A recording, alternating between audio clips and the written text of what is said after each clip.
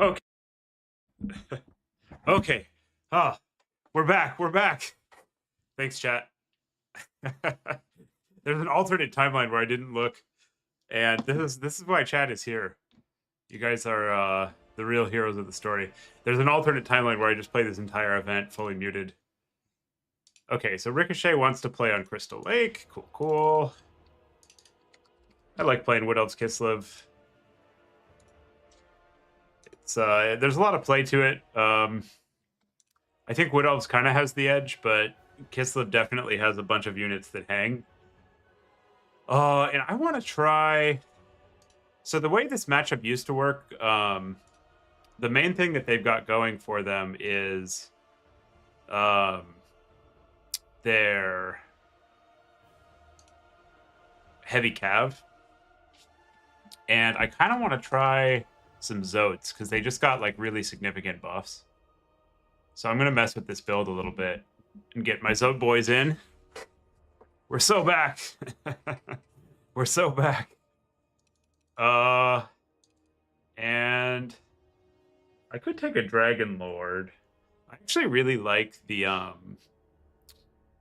Forest Dragons lately. They've been working pretty well for me. But they're kind of awkward if you don't have like a Branch Wraith. So maybe what we do is we go like Branch Wraith with this kit. And maybe Blessing. Whoa, what? Oh, I see. I was like, when did this thing cost that much? And then there's a lot of directions we can go with the Lord. I kind of want to try Sisters actually, maybe on Kethenhar. Kethenhar is beefy. That's too pricey. We'll do Sisters with like a minimal kit, not even conjoint. We're just gonna be cagey and try not to take damage, and then we can heal a little if we need to. And then I wanna keep trying the Zotes out. I haven't gotten a chance to play with them that much since their buffs. So we'll try some Zotes. Maybe just the one. I'll do two, why not? They're not very good against like heavy infantry is the main issue. So I don't think you can afford to take too many of them. Yeah, we'll throw a dragon in, sure. We've kind of got like a medley here of melee units. Yeah, let's give it a shot. Why not? What could go wrong? What's the worst thing that could happen, chat? We'll just micro and stuff and it'll be fine. Some number of spears are usually advisable, but I'm tired and I don't want to figure out how to fit them in, so I'm just not going to. This is like... I also sort of like being 0-1. It's more exciting because you like need to win all your matches. So until we lose, we can try some units out and be kind of speculative. And maybe we'll get punished for that. Maybe we won't. I'm going to try to get a little... I've got my weights here. I'm going to try to get a little exercise between rounds. Maybe if we lose for our hubris, we can do some extra lifting. How's everybody doing?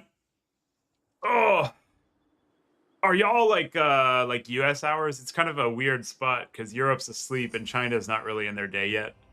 So I feel like most folks who are around weekdays after I'm done working are Americans or Canadians or in Latin America. The Americas. All right. So we're gonna try to push out immediately.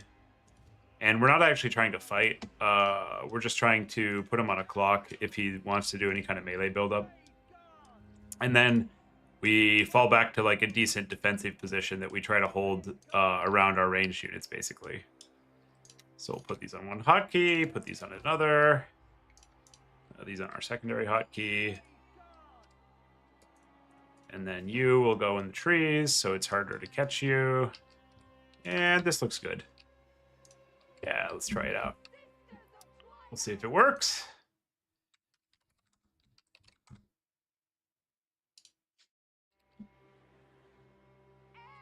And I don't know that this Lord is great, to be honest. I'm just giving it a shot. It's good at picking away at, like, the Kislev units. And And in conjunction with some heals, it's probably solid. But the melee stats on it are kind of abysmal. So we'll see. All right, what do we got? So he's got 12 units, and I see 4, 5, 6, 7, 8, 9, 10, 11. 4, 5, 6, 7, 8, 9, 10, 11. So there could be a Rar Akshina somewhere. And he's got a Horse Lord. I'm going to just start Eagle Quivering it. Put him on like a damage clock here. And he's opted for a very large amount of infantry, which kind of makes sense. And that Eagle Quiver did not do good damage. Oh, yeah, there we go, there we go. Okay, there's the Rar Akshina. And I think the net range on these guys is 100. So we can kind of play like a dancey-dancey game here. And I'm going to summon some more infantry, even though this particular infantry is like a little awkward. And if possible, we want to... I really hope that the range on the Rar Akshina is 100. Otherwise, we're going to get a rude surprise here when he just pops us with it. Okay, so these guys need to spread out. And we're in a position where we need to poke him for a while. And I actually think a dragon probably does pretty good work here. Okay, so he brings out a Grom, which we don't actually care about, I think. And if he wants to come up and fight, we'll allow it here. In fact, I'm actually going to exert a little bit of pressure here with my ranged units. And then let's get this out and hotkey it while we can. You need to be careful because there is a Rar hanging out somewhere. He's probably trying to net my Lord, but it's hard to say. You know, they can be like pretty sneaky. But what's on his caster? Death Frost. Okay, so we need to be a little cognizant of that, definitely. And we're just gonna take pot shots here with our superior ranged units. He has like more ranged units, but they don't have the range and firewall moving that ours do. So we should be able to get in pretty good damage, and he's gonna have to walk in at some point here. The Grom shooting that is not an issue whatsoever. We just need to dodge a little bit, and he keeps summoning infantry. Okay, that's interesting. We'll run this out. We're just trying to bait the Akshina. And we'll keep lobbing some shots. It's basically if our Lord does nothing but shoot into his infantry, I think we're like perfectly happy with that. And these things are focus fireable, so we'll give that an attempt. Oh, he's actually doing pretty good damage with the Grom. That said, our caster only costs 600, so like, you know, whatever. Okay, he's summoning lots of Imp. We'll back up. We actually probably could collapse the left side of his formation here. Which would be not terrible on this board, but we're getting such good poke off that I don't really feel the need to, you know. And I want to get my dragon out. It's not the best against like Grom and friends, but it's not the worst either.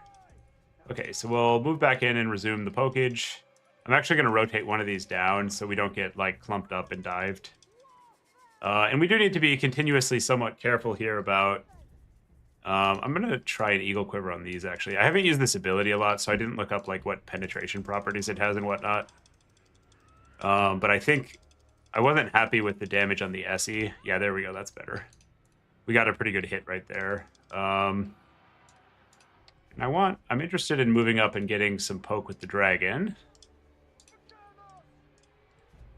We have to be a little careful so we don't just like absorb a bunch of shots. But we actually want him to like exhaust his resources shooting our SEs because we went for Earthblood. And so it's pretty easy for us to like just pull these guys and get like a boatload of healing off. So we don't mind, you know, him shooting those essentially. We'll spread out so that we're in a good position if he eventually dives. And he's summoning something up in the woods that we just saw. Probably a bunch of calves. So let's counter summon here. You guys get back. And time is really on our side here. Like, we're getting so much more poke than he is that there's absolutely no impetus for us to take the engage. Let's get that off of that hotkey. And we're getting pretty good poke, actually. I do want to collapse this Grom at some point, but it's not like an urgent thing. Let's get these over on the side so they can approach without taking too much damage. And then we'll keep poking here. You go over there. Just take breaths on whatever you can get. These will go fight there. Yeah, this looks pretty good so far. We got a nice fat breath off. Warbear Riders in play. Back up. And he needs to dive us here. Like, basically our archers are just fully functional in this situation. So he's got to come in. We're not going to, like, force the action when we're just doing damage like this. If he pushes to our point, we'll take the engage, but there's really no reason that we have to fight. I'm going to use a little bit of WOM so we don't, like, WOM cap here. You get back. And I think I actually like getting Sisters of Thorn out here. And we need to be a little bit careful so our Lord doesn't just get, like, ripped up by the Akshina at some point. And I think we're getting far enough ahead that we can dive him pretty soon. So let's start moving up our infantry units. And I'll just get, like, a single cast off there, you know, prime up our units a little. I wonder where the damage on the these guys came from. Let's light up the Warbear if he lets us. Okay, there's the Akshina, so we know where those are. I'm going to start moving things in, and I'm going to use this light cav to screen on the approach. Let's go in. Let's go in. Well, and we'll see if we can. We'll see if we can get a nice breath off on the Akshina. You shoot that. You shoot that. I'm just going to focus fire them. They're just so good that at damage dealing that I want to inflict the maximum of damage.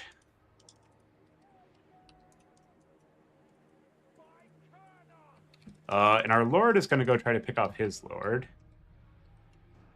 You heal those.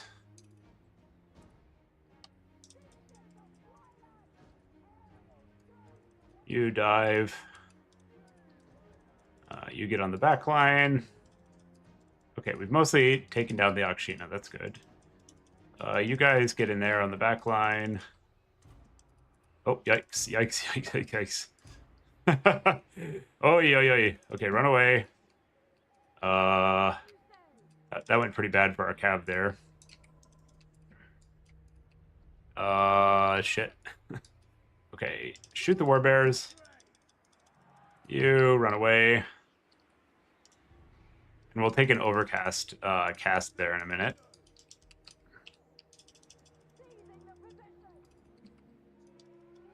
You go over there. Just dive that, dive that. Oh, there's the Lord. Okay, let's fuck that up. And I'll overcast. Dragon will dive on something where there are not Warbears. Cav will do the same. And he's matching with the Warbears, so we'll pull out over there.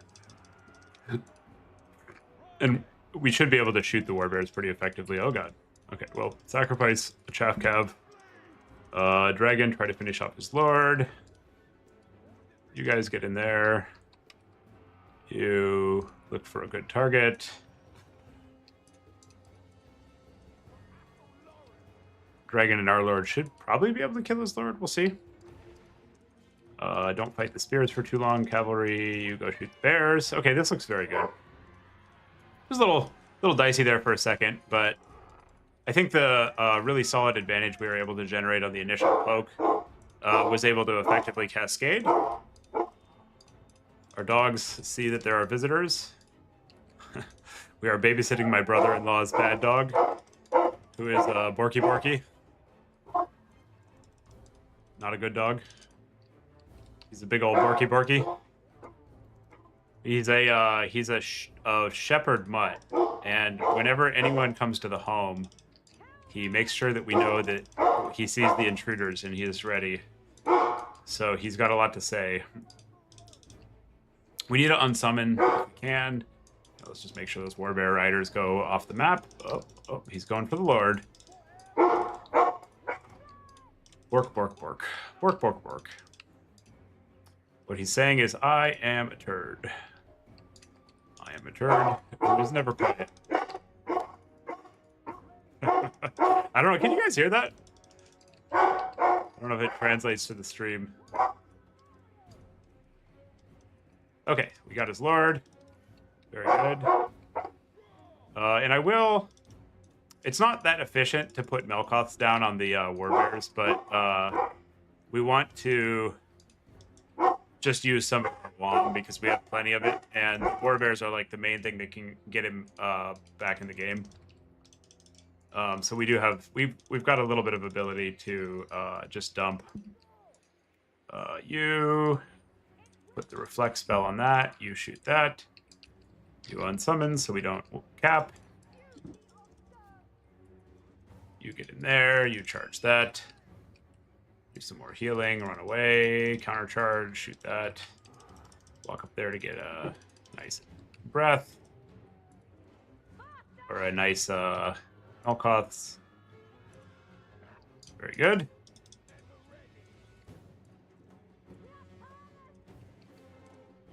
And the dragon should be pretty effective here when the Lord is down.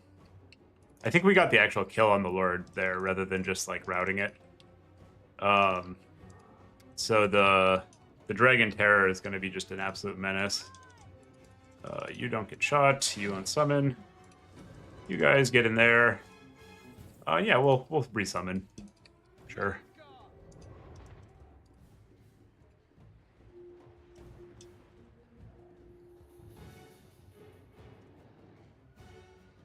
I guess I'll just heal these units because I can.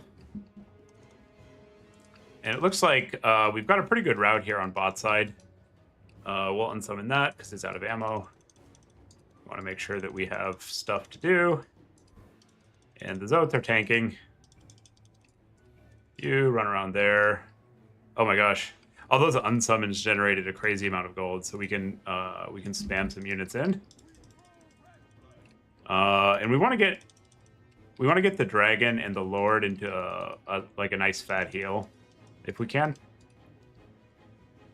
Maybe also the Zotes. So we'll send them into heal range. Send all this stuff over. We've got a 3 cap. So we go. Yeah, I'll wait for the dragon, sure. Zotes, you get out and then come back in. And this is the last of our WOM. So we'll make it count. We're up a lot more than even the gold lead there indicates because we've been healing. We're in a pretty commanding lead. Cool.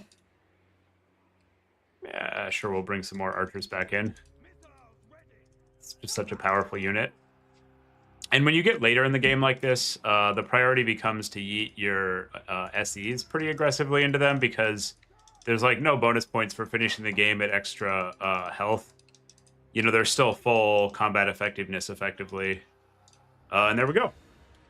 Round 1. Wood Elves, Kislev, Ricochet. Yeah, pretty decisive.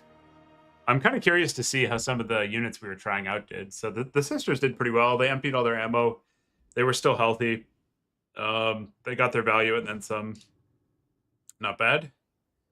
The dragon, not bad. The sisters got picked off by shooting, so it didn't do that well. And the Zote was kind of mediocre, but it also came out late, so that's fine. And then his warbears really didn't do much.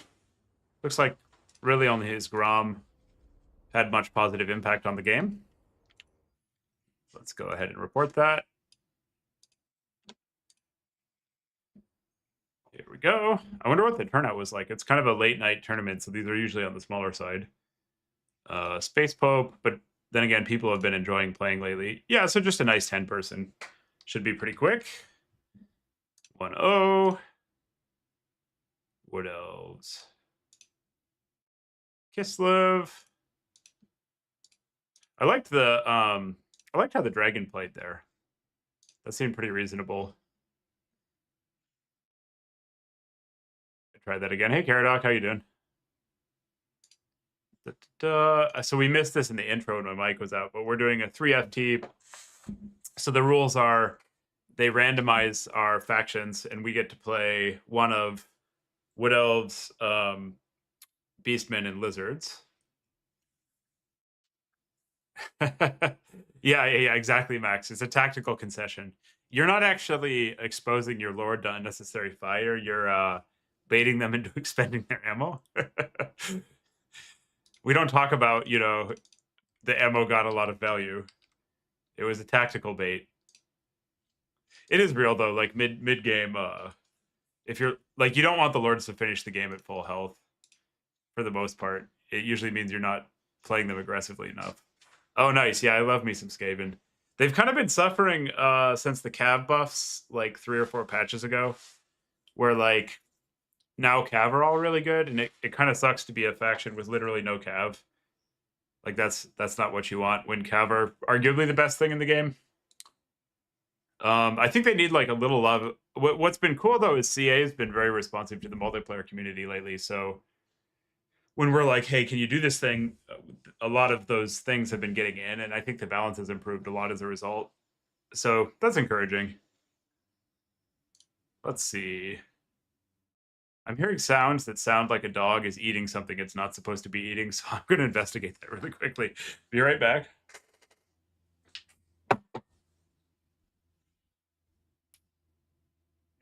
Is that you or the dogs?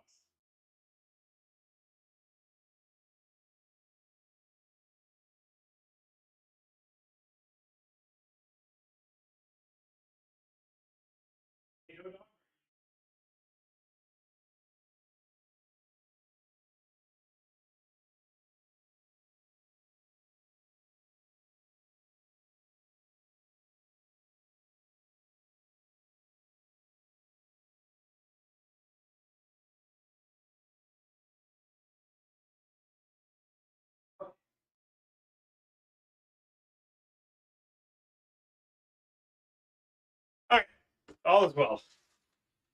The things being eaten are only things that are acceptable to be eaten. Oh, here we go. Yeah, I really love Skaven. They're thematically a fun faction, and they've got cool mechanics. They just need like a little more punching power on their mobility right now, like some wolf rat buffs or something.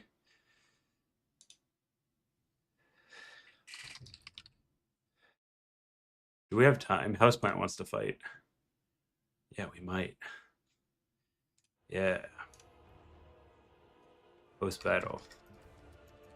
Plant.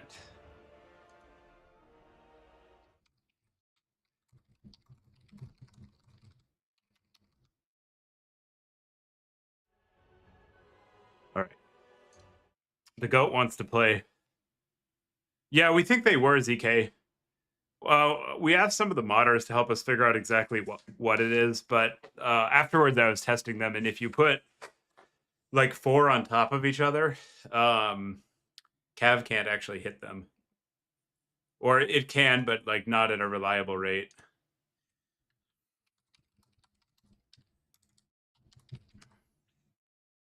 Okay, so we're gonna play against Mr. Houseplant real quick for an intermission game. I'm gonna just eat some stuff in there and try it. And we'll call it a day. I don't know what he's gonna play, but I'm just putting a build in that is we're gonna take this build no matter what he does and whatever. Sure, Archie with this stuff. Some chaff. Couple chosen, sure. Some skirms and a lance because we can. Maybe another one. I'm Anticity.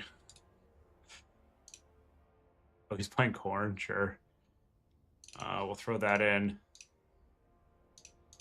Well, he's playing corn. Okay, oh god.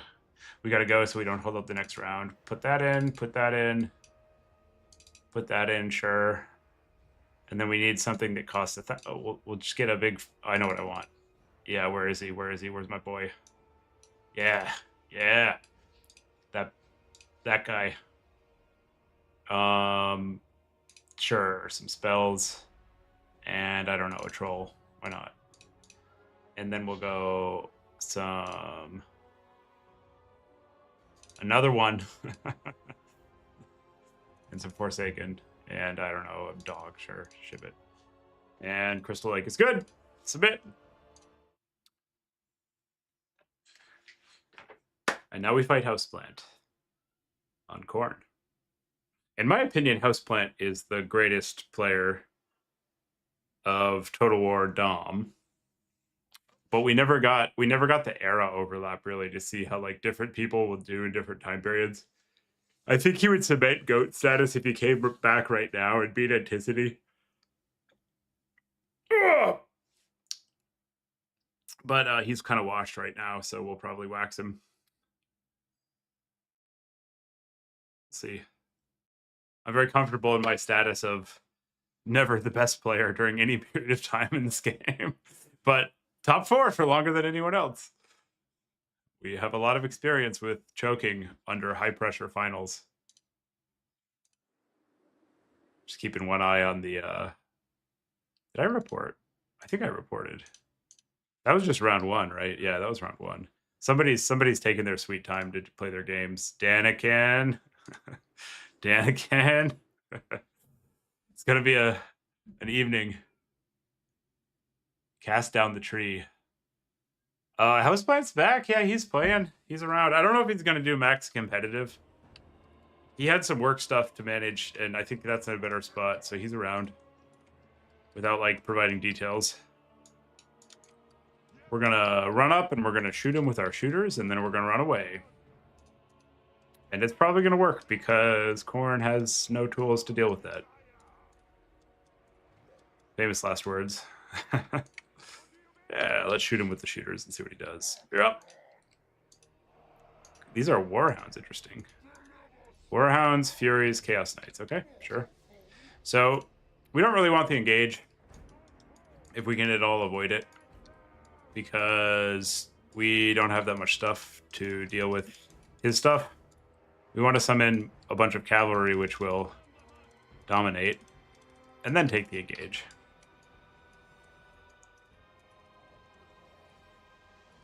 We can actually countercharge isolated dogs pretty comfortably.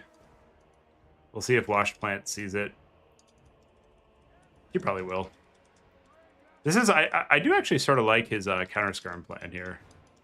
It's a little bit disrespectful in that he's like, Tim is just not going to see these things and I'll be fine. And I'm like, come on. I'll see. I'll see. I think I can actually... Against normal dogs, you can absolutely just take these trades. I don't know about the ballpark Khorne dogs. I think the answer is you can, but I'm not so sure, to be perfectly honest.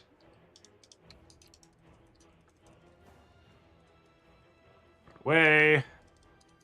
I think we can actually... I think we can fight this Khorne Knight. Oh yeah, he's running. We definitely can fight his lord with L Archie.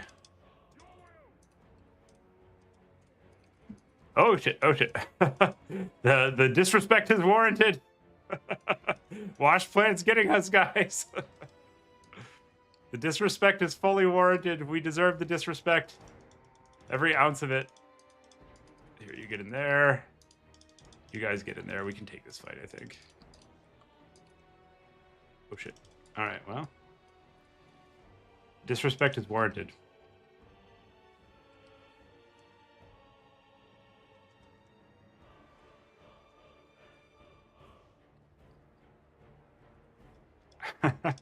Oh no, Scylla! He loves Scylla. Oh god, here it comes.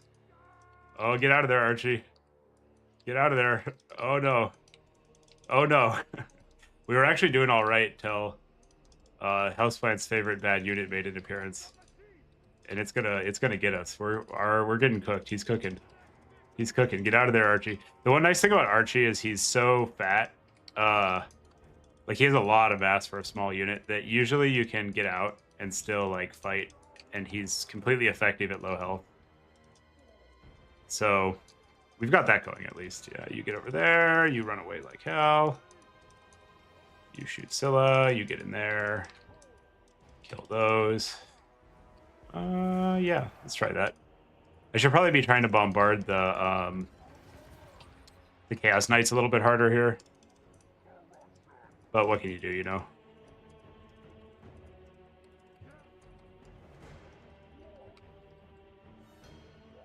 That Scylla has me a little bit shook over here. All right, it's time. I want this Bilious. What answers Scylla? The big boy. I actually think it's probably incorrect to wait for the giant, but what can you do? I'm obligated.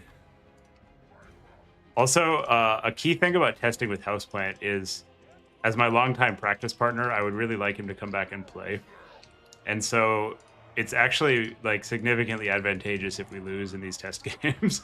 I need to remember that. I get all competitive and I'm like, destroy, destroy. But we have to remember the difference between winning the battle and winning the war. Sun Tzu, I'm sure, had something to say about that. A wise general allows their lieutenant to win every once in a while, so that RTK may beat Anticity in season championships. Because I sure as hell am not doing that. I had my chance. You know, I'm like, we gotta resurrect Houseplant. Summon the Ancient One. For I have not the skill that it takes to defeat our enemy. Summon the Washed One. Okay, we got... Oh my god, the giant's coming. The giant's coming. Here he comes. Scylla's actually kind of fucking us up right now. Here he comes. Fuck him up. Fuck him up. Let's go. The big boy's coming. Look at him just glomming along. Okay, he needs support. I would like to take this fight, but the problem is that Houseplant can just like fight for a little bit and run because the giant is so damn slow. But he's coming. He's coming. All right. Let's go. Let's go. Now I can take the fight. Let's get a... You guys get out of there. You get in there. Yes. Yes. Fuck him up with the big giant swirly thing. Let's go. I need to be a little aware of the points. Houseplant could definitely get me on that. I think I just want more cav here. Oh, we got the big boy. He's doing big boy things. And I'm trying to keep Archie away from just getting murked by Scylla and the Lord. Scylla and the Lord sounds like an indie band.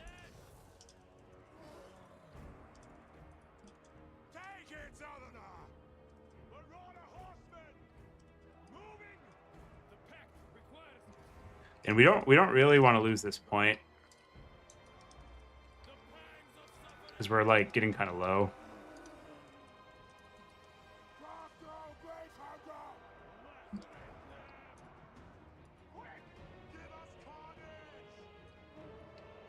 Houseplant's a canny one with the end game play for sure. All right, I'm going. Archie ain't no coward. This is maybe how we lose, but if we take out Scylla, I don't think Skull Taker is going to be able to finish Archie by himself. Oh god, Sword of Corn. God damn it. That was pretty sick. And we would like our own Forsaken here. But I don't think we have time, so we'll just keep summoning our cav. And now I can run with Archie, because the big boy is actually clapping Scylla right now. Get a nice cast off there. You finish the doggos. He kind of sort of dodged. Okay. Okay, so Scylla's going down.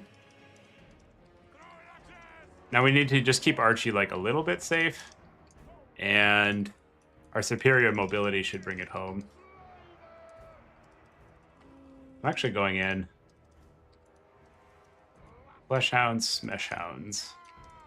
Everybody just pile in. He used up Sword of Corn. There's nothing left. I'm not even going to look. I'm not even going to look. I'm just going to avert my gaze and it'll be fine.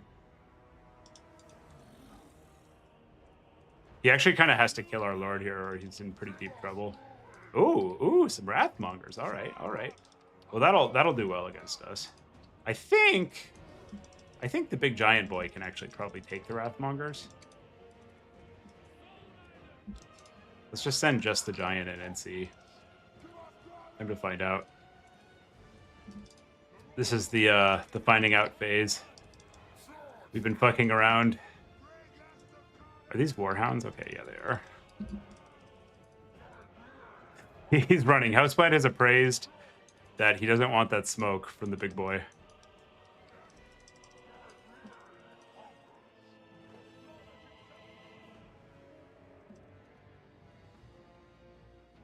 Oh, he's not paying attention. We're going in. We're going in. Oh, those are flesh hounds. Okay, that's a problem. Hopefully we can get these guys out, run these away, and then we'll get like a numeric advantage fight on the flesh hounds. And can we? Yeah, I think we can. Oh no, they got they got sucked back in just when you thought you were out. Okay, you guys run around there, try to take that. Archie, go in on the Lord. You guys charge. We don't have that much time. And the Wrathmongers are isolated from his Lord. So we can start cycle charging. We'll go in and get a couple hits, and then we'll run out, and then we'll repeat. You guys get in there. You run away. You guys take that. More of these. The giant's actually kind of working, guys. It's pretty sick. And we'll do that thing where we like pretend to charge so that he like tries to turn around and fight us, and then we don't. Archie's very fast. You guys run away. You charge that. You run away. You guys get in there. We haven't quite 3-capped him yet.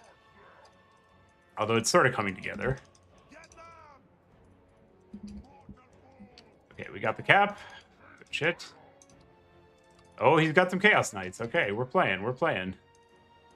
And now it's just cav for days. That's like our prime directive is thou shalt summon cavalry.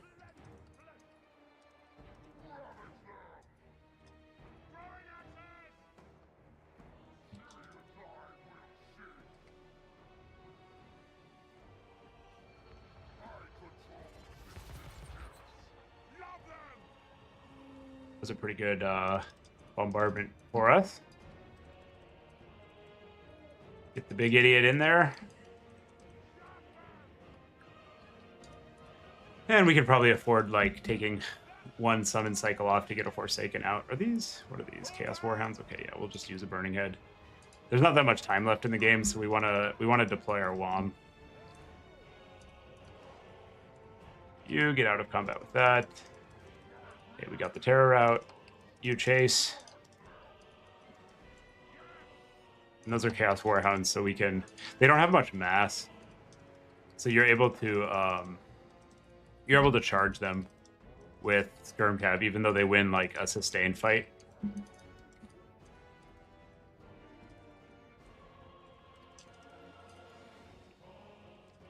Oh, those are Flesh Hounds, so we're gonna need an anti-large Cav.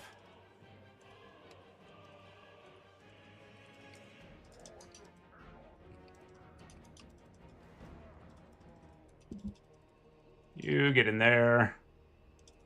Looks like he's going for this top point, but he's not going to be able to take it. You get in there. You guys charge that. And I'll briefly expose Archie, I think. Okay, he's coming top to try to convert up here. So we'll rotate. We can play rotation games. You out. The, Ow.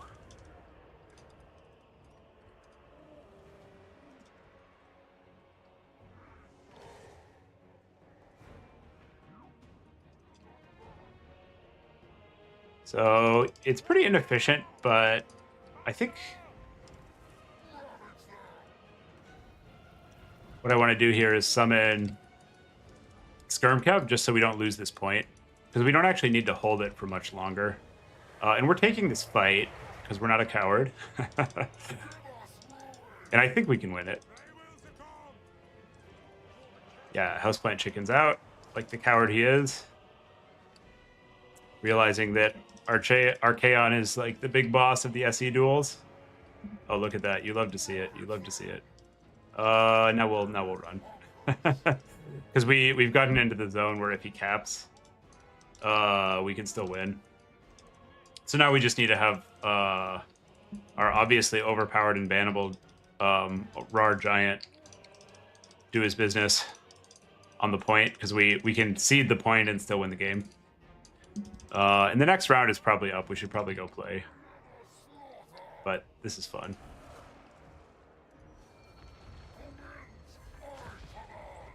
Oh, he got the route on Archie.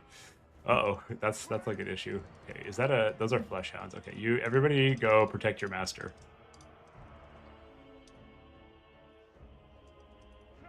The only way he can really win this is like he gets Archie, so we'll just take our hands off the keyboard. Check in on the next round. Are we playing Jep? Hey, hey.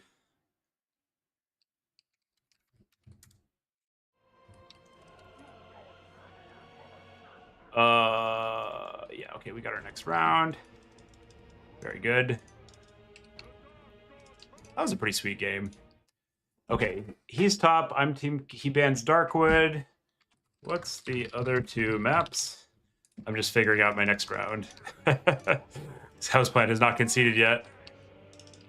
We'll send our lord in. The real micro is microing both the selection of the next game and finishing off Mr. Plant here.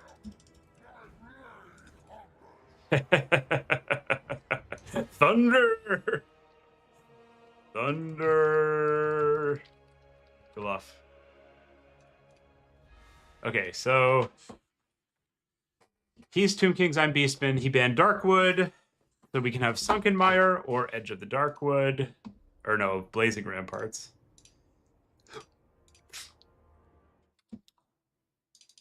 I like playing Tomb Kings Beastmen. This is a fun matchup.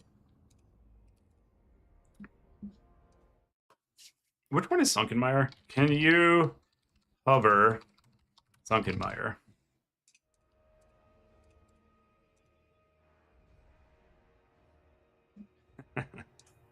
Beastmen. Tomb Kings. This is an idea.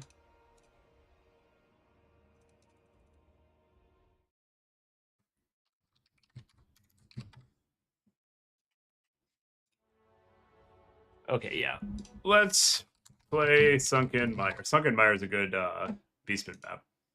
That was a crazy game against Houseplant. The Rar Giant actually kind of cleaned up. Yeah, Dark Age. He's gotten better lately. Since he like started full-time streaming Warhammer, he has improved immeasurably. Apparently, full professionalism is better than amateurism. Something I've learned. Okay, so let's go for... I like the Razor Gores against Tomb Kings, actually. Their cav doesn't match up very well against them. And then we want a bunch of stuff to shred his front line and his chaff, which is anti-infantry. Gore Herd. Wait. Okay, we have 5. And then we need some stuff to cover big SEs.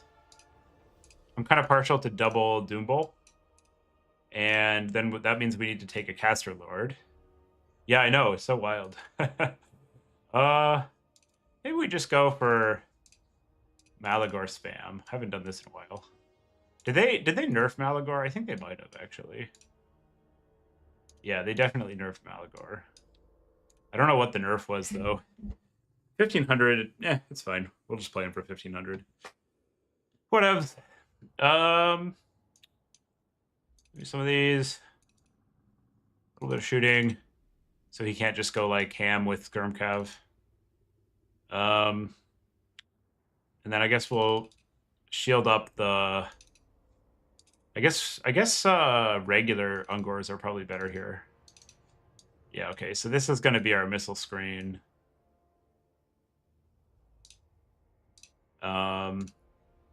They nerfed block. I think they might have increased his cost. He looks like he costs more than he used to, Jimmy. How does this compare to like a foot Bray Shaman? If we wanted to go that route. The Bray Shaman's actually pretty pricey. Oh, 850. Okay. Yeah, we're going to go the Bray route because it costs so much less. And we want that gold for other nefarious ends. Maybe we put him on a chariot. Oh god, that's too expensive. I guess on foot the one awkward thing is the big cats can kill him, but I'm not worried about the big cats when we have access to double Doom Bowl. Okay, so let's throw in the other chariot. Something to fill out this 650 of spend. How about... Oh, that works. One more missile screening unit, sure. And then... Maybe a Senti? I don't know. Maybe one of these. Cut one of those. Cut one of those. Get a pig, sure. Actually, I want more corn gores. Corn daddy.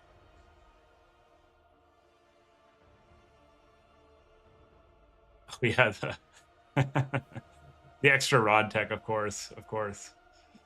And then for our last 1,000, I guess we'll just take an AP Senti, sure. Helps clean up some constructs and stuff. Okay. I see no problems here. Ship it. Cool.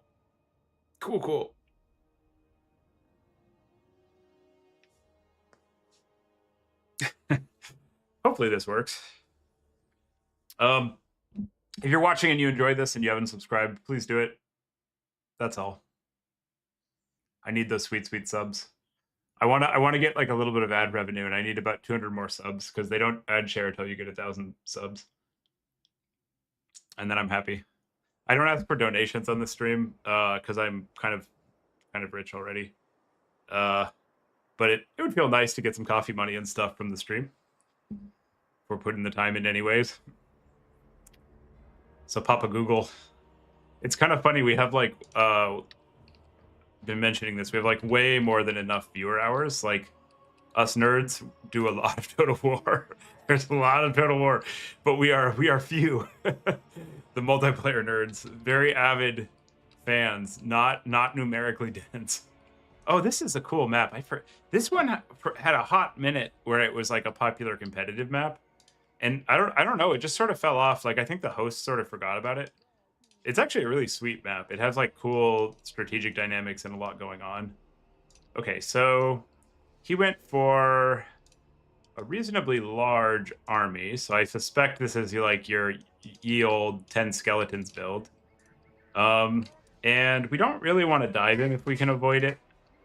Like, so much can go wrong when we do that. So we're going to play a little bit of archers off to the side so that we can contest this side objective.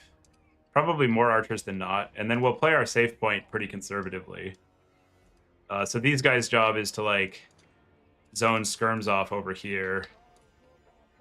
And then these guys will just try to take this. I guess we'll give them one archer just so we're not cold to skirms. These guys are going to try to take this point and then play safe. And I'll just put all these on one hotkey because micro and tired. And then on the flanks, we'll have some cav and some more inf. And we do eventually want to fight in the center. We just would prefer that he comes to us. Okay, cool. This is a build. Start the game. And Gep's pretty good. He is, like, definitely a respectable opponent. Okay, so we got a bunch of Skelly Archers. I feel like this game he's going to be really weak to Chariots. Because the amount of units he's taken make it such that he can't there's no way he brought significant AP and Cav. And the Tomb Kings already do not really like to see Piggy Chariots because they have armor and they do so much damage. We got a Kalita with the Pew Pews, okay.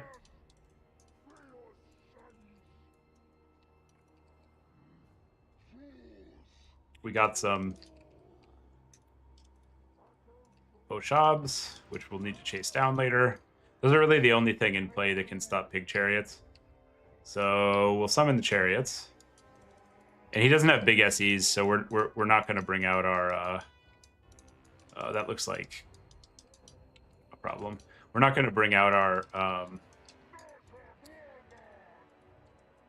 other Doom Bowl. And are these are chaff? Okay, yeah. And actually, the timing of this is such that we're going to have to go, which we don't like to do this early, but we didn't play our stuff in a conservative enough position. So he's getting enough poke that we're kind of pot committed into the engagement, I think. A little bit awkward. I guess we can take some of these fights on the side and just grind for a bit. Yeah, we can abandon over there. I really want the second chariot because he just does not have the tools to manage our chariots here. So yeah, we'll just fight in the woods, and then we're gonna just run over here because these chariots will just absolutely chunk most of the Tomb King's ground game. And they're gonna have to fight it with like non-AP Cav, which they don't really love to do. So he's got some Necro Knights, which are AP Cav.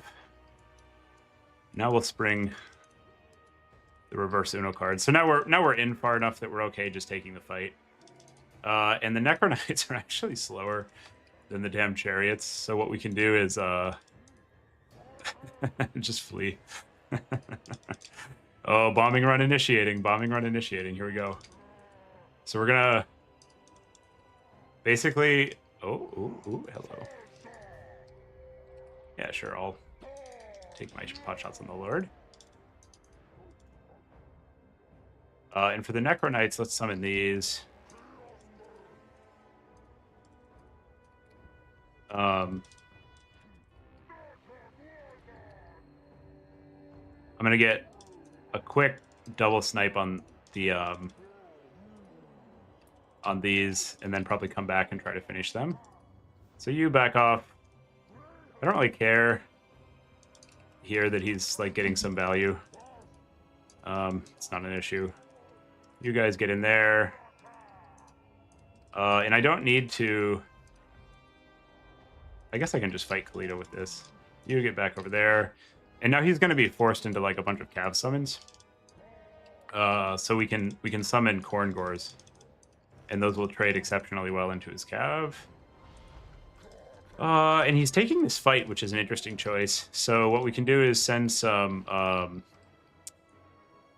reinforcements over to it. Namely some Corn Gores, which will just tear him a new one in conjunction with the Doom Bowl. These guys need to fight there so they don't get routed. We can probably actually just kill his caster. It's slower than the infantry units we're sending after it. It's kind of a weird game where we're base trading, but the Beastmen like that. Our mobility is better than his, so we don't need to be overly concerned with getting like a wide open mobile game. Okay, let's try to finish these off, and overpowered super chariots will try to kill his lord. I love the pig chariots, they're a very fun unit. And he's trying to peel there, which is acceptable. Don't care. That's also fine. You guys go fight that. You run into those. We'll do a little switcherino. Oh, this is on a horse. Okay. What does he have on this? Oh, just Shems. That's pretty funny. Okay, you go fight there. You get over there. Chariots keep bonking. You chase those. You kill those. We're trying not to give him like a great opportunity to sit there shooting at us. And now at this juncture, I would like to kind of start meandering my lord over into a position where I can get a big spell off. Because at some point he's going to need to retake his home point. And we can probably get like something dirty from that. Let's unsummon that. And I think I might also need to... I want to send the chariots home and just clean up those chaff because it's like a free-ish pick. But on the flip side, I think the pivotal fight is going to be here. So I'm just going to keep them around for the time being. And I think Kalito will go down if I get a double cast. I'm going to wait, though, so that I can get a blob. And he goes for the Corn Gores, which isn't a choice that one can make. And now I'm just going to bait the blob because I can. Oh, no, he sees it, damn it. Okay. A little too deep. Yeah, I'll just put it here. It's fine. You fight there. You guys come over here because he stopped contesting that point. You go rear charge that, take some shots. Now this looks great. This looks just absolutely great. And Piggy Chariots are going after the Kepler Guard.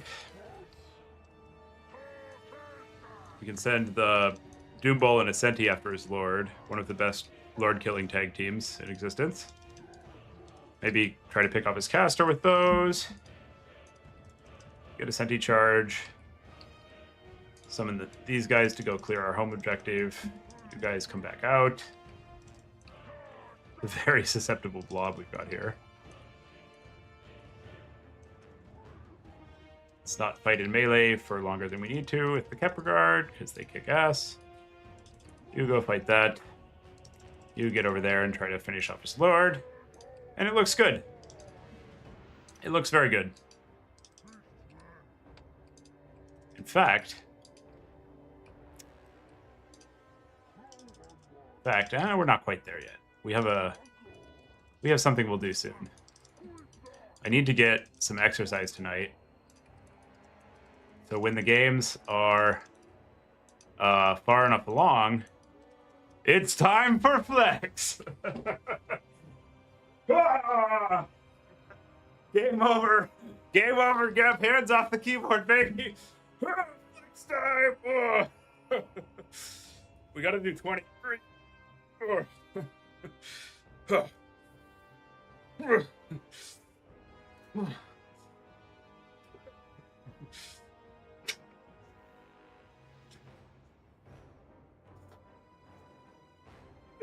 It's the heaviest shit.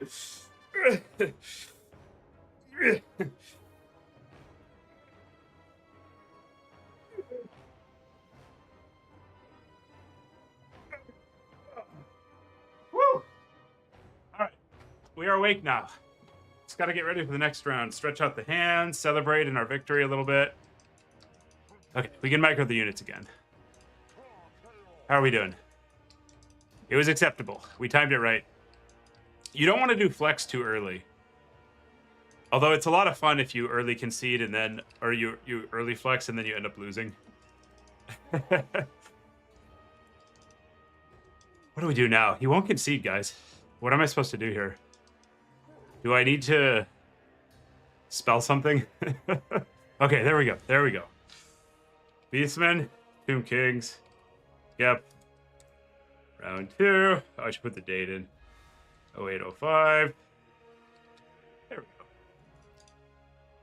Ah, glorious victory. Yeah, the Necrohalbs are kind of iffy. They do have a role. They can do well and do a lot of things, but they need a lot of support. And they're slow enough that they don't affect... Oh, whoa. This Corn Gore did work. They're slow enough that they don't effectively counter a lot of unit types. I think this was the one that took out the Rar Boshopti and got a piece of his lord. Oh, yeah, the Pig Chariots did work. Whew. You'd love to see it. I love these guys. Such a powerful, cool unit. Very iconic. Okay, we'll save. This seems like a reasonable Tomb Kings build. TK Dawn. Lord might be a little questionable, but whatever. Still had a good time. GG, well played.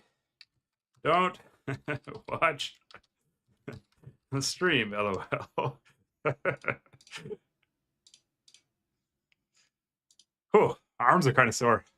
Those overhead presses are very tiring. We gotta I gotta figure out a setup where we can do like the we're holding this up. Let's Jep is 0. We're 1. Report. Tomb Kings. Okay, so we took too long in that houseplant game. We should not do that again. That's bad. We don't want to hold up the event. Wait, where the hell are Tomb Kings? There they are. And Beasties. We win. Good, good.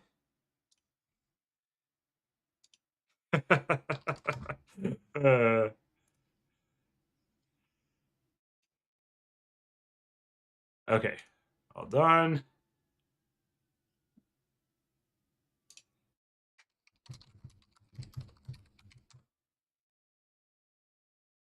Good, good. Oh, we got to update the record. Okay, so we definitely have one to give here. We should try to do something fun if we can.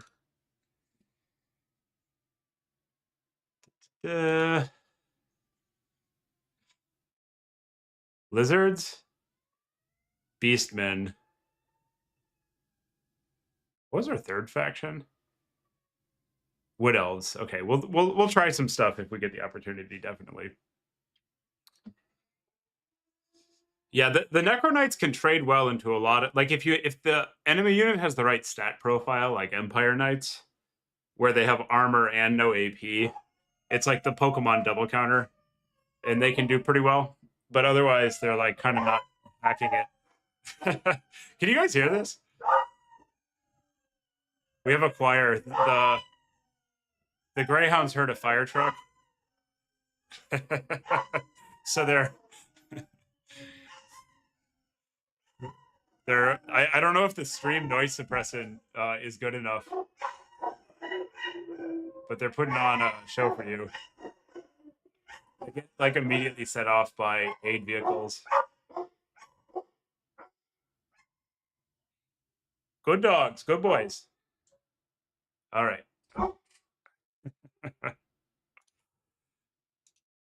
All right. Next round's up. Oh, we got Caradoc. Cool. A mighty opponent. Let's see. Where's he at? So what is the matchup of the night? We got tournament chat. Top is faction 1, bottom is 3. Okay, so I think our first faction was Wood Elves. Cool. We're on Wood Elf for our first faction. How about you for number 3? I think it's I think we're top bracket. Yeah, cool. The mighty VM Caradoc. Longtime Warhammer veteran. Oh, we got. Oh no. Oh no, he's Skaven. He's Skaven. Oh no. All right, well, we're gonna do one of my favorite things. What else? Where is it? We're gonna just take absolutely all of the arrows. We're gonna take so many arrows. Let's get the map, but then we're gonna shoot him with like all of the archers basically.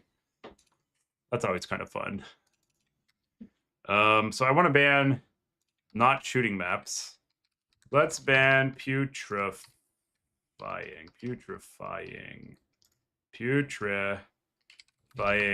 carcass. There we go. Oh. Here we are. So here's our Scavino plan. We go like a cheap caster actually is. What's banned? What's banned for this event? Do we get Doombolt? Each round, 35 minutes. 1 to 3 players. Faction selection. Blah, blah, blah. Oh, just... Okay, that's pretty funny. Exactly, and only Doombolt is banned. Everything else is allowed. All right. Well, no Doombolt for us, gents. Or folks. Folks. I kind of want this aura, but perhaps not. What if we go... This is an interesting thought. What if we just go an unforging? Well, let's see what map he picks. Oh, he wants Jade Tomb. Okay. So Jade Tomb is kind of interesting because the Wood Elf Woods passive is like crazy strong. So let's go for a unicorn just to get some mobility going. And then we'll run around in the woods flocking with this like massive spell mastery buff. And then here's our Skaven plan. I love this plan. Some of those and just blah. Oh, we should probably... I seem to recall wanting like a little bit of skirm cav to handle dogs and create some pressure. So we can go maybe like this. And then we'll take 2 more skirm cav. We'll take some of these guys. We'll take one of those to get a late game terror source. Even without without the heals, I still think it's probably our best. Actually, the dragon's a little cheaper. We can do a dragon. And then 1, 2, 3, 4, 5, 6, 7. Let's start on this map. We can afford to max out the initial ranged assault. And then we don't need that much infantry, to be honest. Just like a little bit to maintain parity, and then some cav. Yeah, this looks good. Let's give it a shot. 1, 2, 3, 4, 5, 6, 7, 8, 9, 10. So that's a lot of ranged. I think that's a good amount. Ready up. This is a fun build. I like this. It's pretty good against Skaven, I think, actually. I've actually, you know what? I've been pretty unimpressed with the Wild Riders into Skaven just because they don't have like a great target. So maybe what we do instead is take one of these, or maybe just a bunch of light cav. Yeah. And 1 wildwood in case we need to like run down some storm vermin late or something. This seems a little bit better. All right, now we're ready to rock. Let's see what he does. The light cav are like a lot worse than the heavy cav, I guess. I'm waffling a little bit. Yeah, we'll take 1 heavy cav. Yeah. I want them to buff these RARs a little bit so they work better. They're kind of like not where you want them to be right now. All right. Who will win? The rats or just an absolute metric fuck ton of arrows? We shall see. Ready? Feel like Jeff. All right. Yeah, Drycha's not bad. I don't hate Drycha either. I like the speed and the cheapness of non-Drycha. I can try Drycha. Yeah. Let's work it in. Where's she at? What is the gender of Drycha? How does Drycha identify?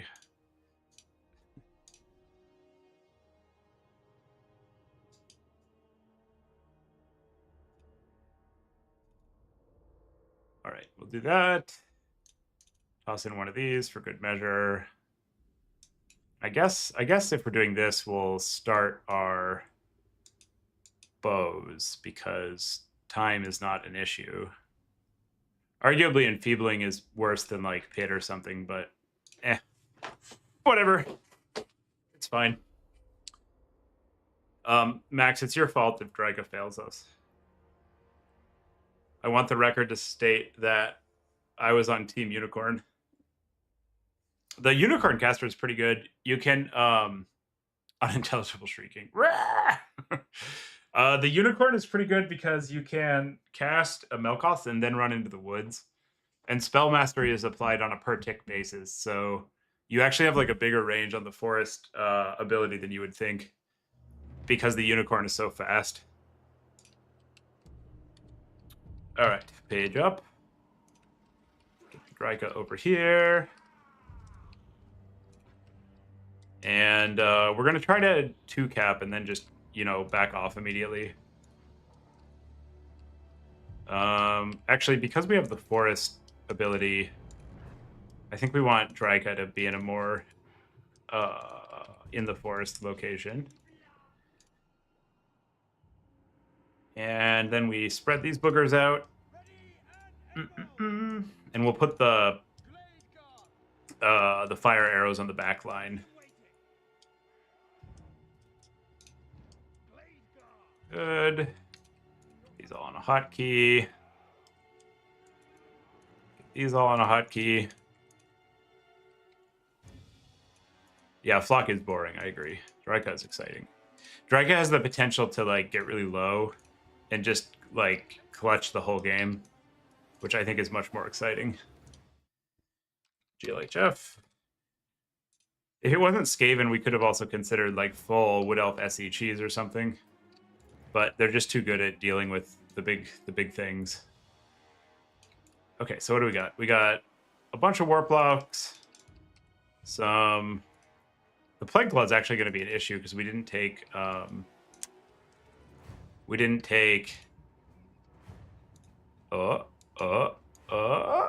yes, we got it. Okay, so now we can walk up, and these need to all go spread formation because he has a bunch of range things that will punish. So I think we're going to get priced into build up here probably, unfortunately. I like to play more active when I can, but the way he's set up, we're basically going to have to spawn dive because he's so heavy on Artie. So what we're going to do is take the poke that we can get while we... Oh, shit. Oh, shit. No, we can take that fight, sure. Fuck him up. I was like, Master Assassin. Drika actually likes to take damage. Bit of a masochist. Yeah. All right. So we're gonna spread out in a pretty wide arc and try to entice him to get too far up. Well, we summon lots of stuff. And on this board, I actually kind of like having some... Normally, I don't like this Cav, particularly. But he's, like, so heavy on the back line. Like, Jesus. He's got 2 Plague Claws. Does he even have infantry, or is this all just Skaven slaves? It's Skaven slaves. Yeah, we're gonna just roll through that when we go. It's gonna be extremely one-sided. We just need to not clump too much, to be honest. And we need to make sure that our archers are deployed behind infantry, because the Skaven slaves can actually, like, push individual units still. So I'm mass summoning... It's funny that he's going for that. We really don't. Where's the caster? What has he got on this? Vermintide and Pestilent Breath. Okay. Okay, so he's starting to get damage, so we're going to go. And maybe he'll let us just fight here. That would be cool. And we're doing this thing where we suicide our Cav.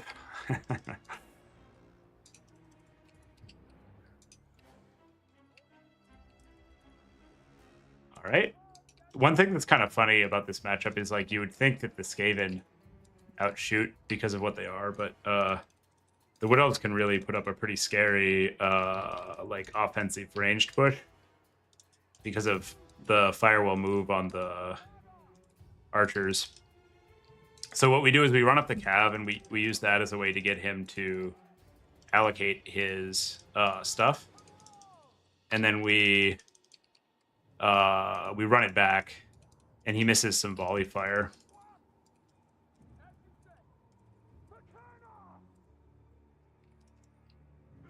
And I don't know if we can really get Dryka through. I'm going to try to get a summon on the other side to at least, like, screen these guys.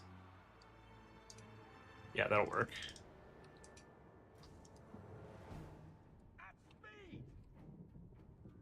We get this cast off. That would be sweet.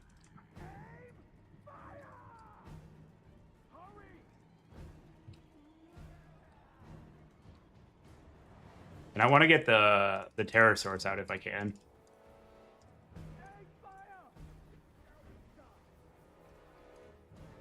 Let's push. Push there. Oops, fuck. Misclick. Oh well. Not a problem.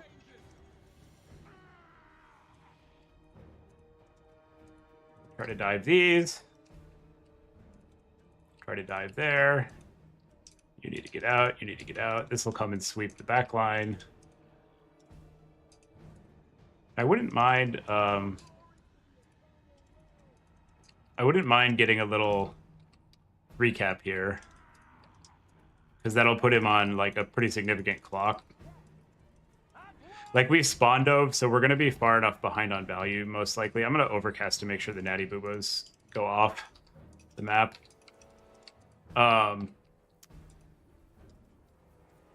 We've given up enough value on the dive that it's pretty unlikely that we win the long game. So we're very interested in attempting to push through and put him on more of a timer if we can. I'd really, here I'm kind of feeling the lack of like a pit or a pendulum.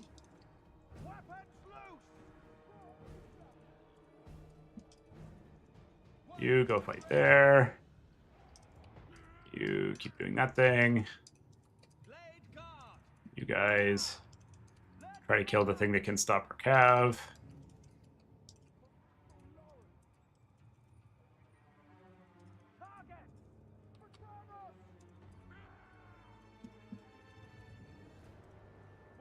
Oh, those are clan rats, not Skaven slaves. Okay. So he does have some stuff. Kill those. And Wood Elf Skirmish Cav beat Skaven Wolf Rats. Pretty handily, actually.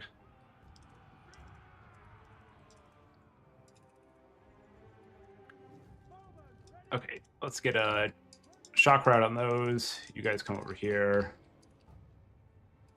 Getting the double-sided charge will usually route those. You need to contain those fuckers. You guys get over there. You get some shots off, and I would really like to get this this triple cap. These need to keep escorting those off the battlefield. You guys can take that charge. And then his push over here will prove to be an issue, if not contained. Let's get the route there. Okay, sick. So we're approaching getting the triple, which will cut down on the amount of time he has to take advantage of this lead by a significant factor. The Skaven also tend to struggle a little bit at the reinforcement game. I'm going to send these in, because I don't think I can afford to just face charge the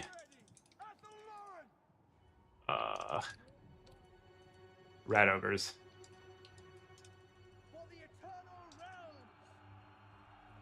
And hopefully we can shut those down. It looks like, oh no, we're not going to get the triple. Bummer. And then these need to get out of there, because they'll lose. Although Dryka just sitting here is doing a certain amount of work. You guys summon. And we're not actually presenting much threat in terms of our cap game, because we weren't able to secure the triple cap. So we're definitely in a certain amount of danger now, because he's got most of his ranged core into. Oh, there we go. We got the triple. Sick. He's got his ranged core largely intact. So those are going to outpoke us. But now we've got the triple, so we actually do have a bit of a threat.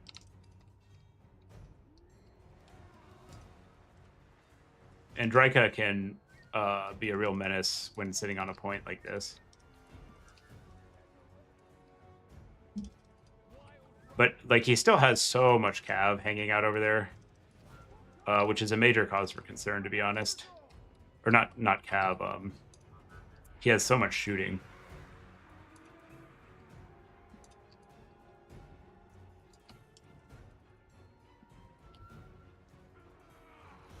And we're not going to be able to hold here. So we're definitely in trouble. We're definitely in quite a bit of trouble. Maybe we can get a Lord Snipe with Draika. This map is a pretty awkward one to do what we did. In hindsight, I'm now realizing it's like such a narrow choke map that it's pretty hard to spawn dive. And then he can, because you don't get like this wide angle of approach, they're able to focus fire pretty effectively. And then that means that your diving units just are not very effective overall. Maybe we can do some work here, though. It's not like over, but he has such a significant value lead that we don't have a lot of counterplay. What'll be funny is if we can somehow entice like a big old blob fight with Draika. I guess we need to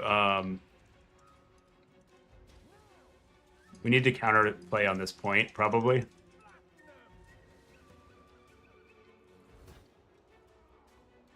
Okay, so we get the charge there. That should get a leadership route, and then we'll try to run his remaining units far back into his spawn if we can.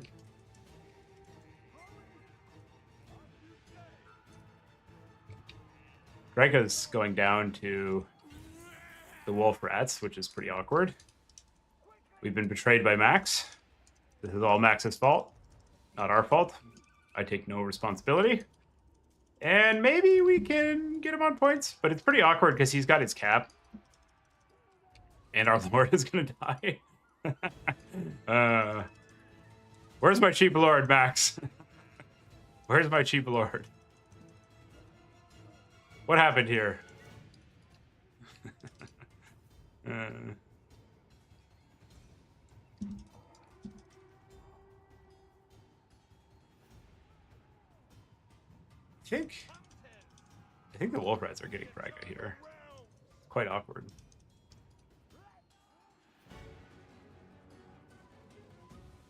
Maybe we'll be able to rally at like low leadership.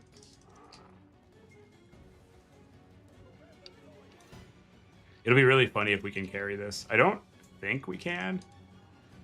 I don't think there's a lot to say left. Oh yeah, Draika's dead. We're so fucked. It's bad. It's bad, chat. We can resummon. We can resummon. Everything's fine. Everything's fine.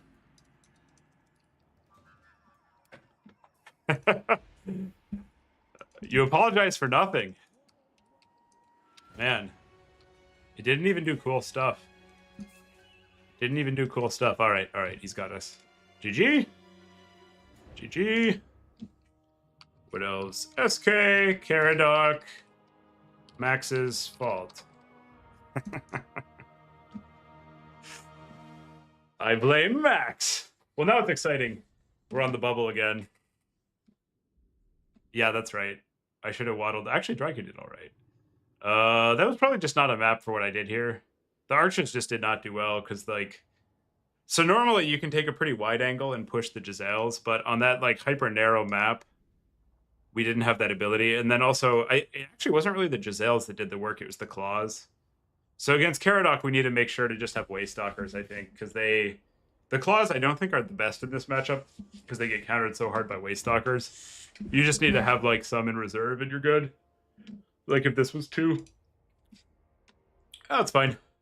This tournament's got one to give. And, you know, we tried something new and we discovered that new things are bad.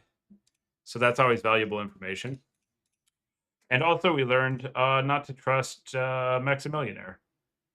Because he is a petty, spiteful soul with a small brain out to get us. And, you know, it's like when they say if you give somebody $20 and they don't pay it back, then it's a cheap price. So now we know, Max. Chat knows. I know. Everybody knows that Max has a teeny tiny brain. How does that make you feel?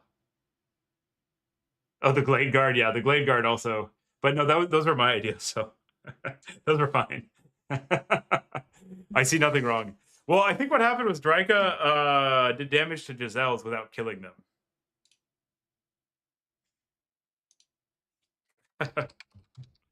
Oh, that's funny. Caradoc said that Dryka surprised his lord in the woods. I like that. It's very loreful. Boo! Leave the woods. Okay, what do we got? So one more round to wrap. I think this is, I don't know how many rounds the host is going to do. I guess with 10 people, 4 would be the correct amount. So now we're on the bubble. We got to win out to take down the event.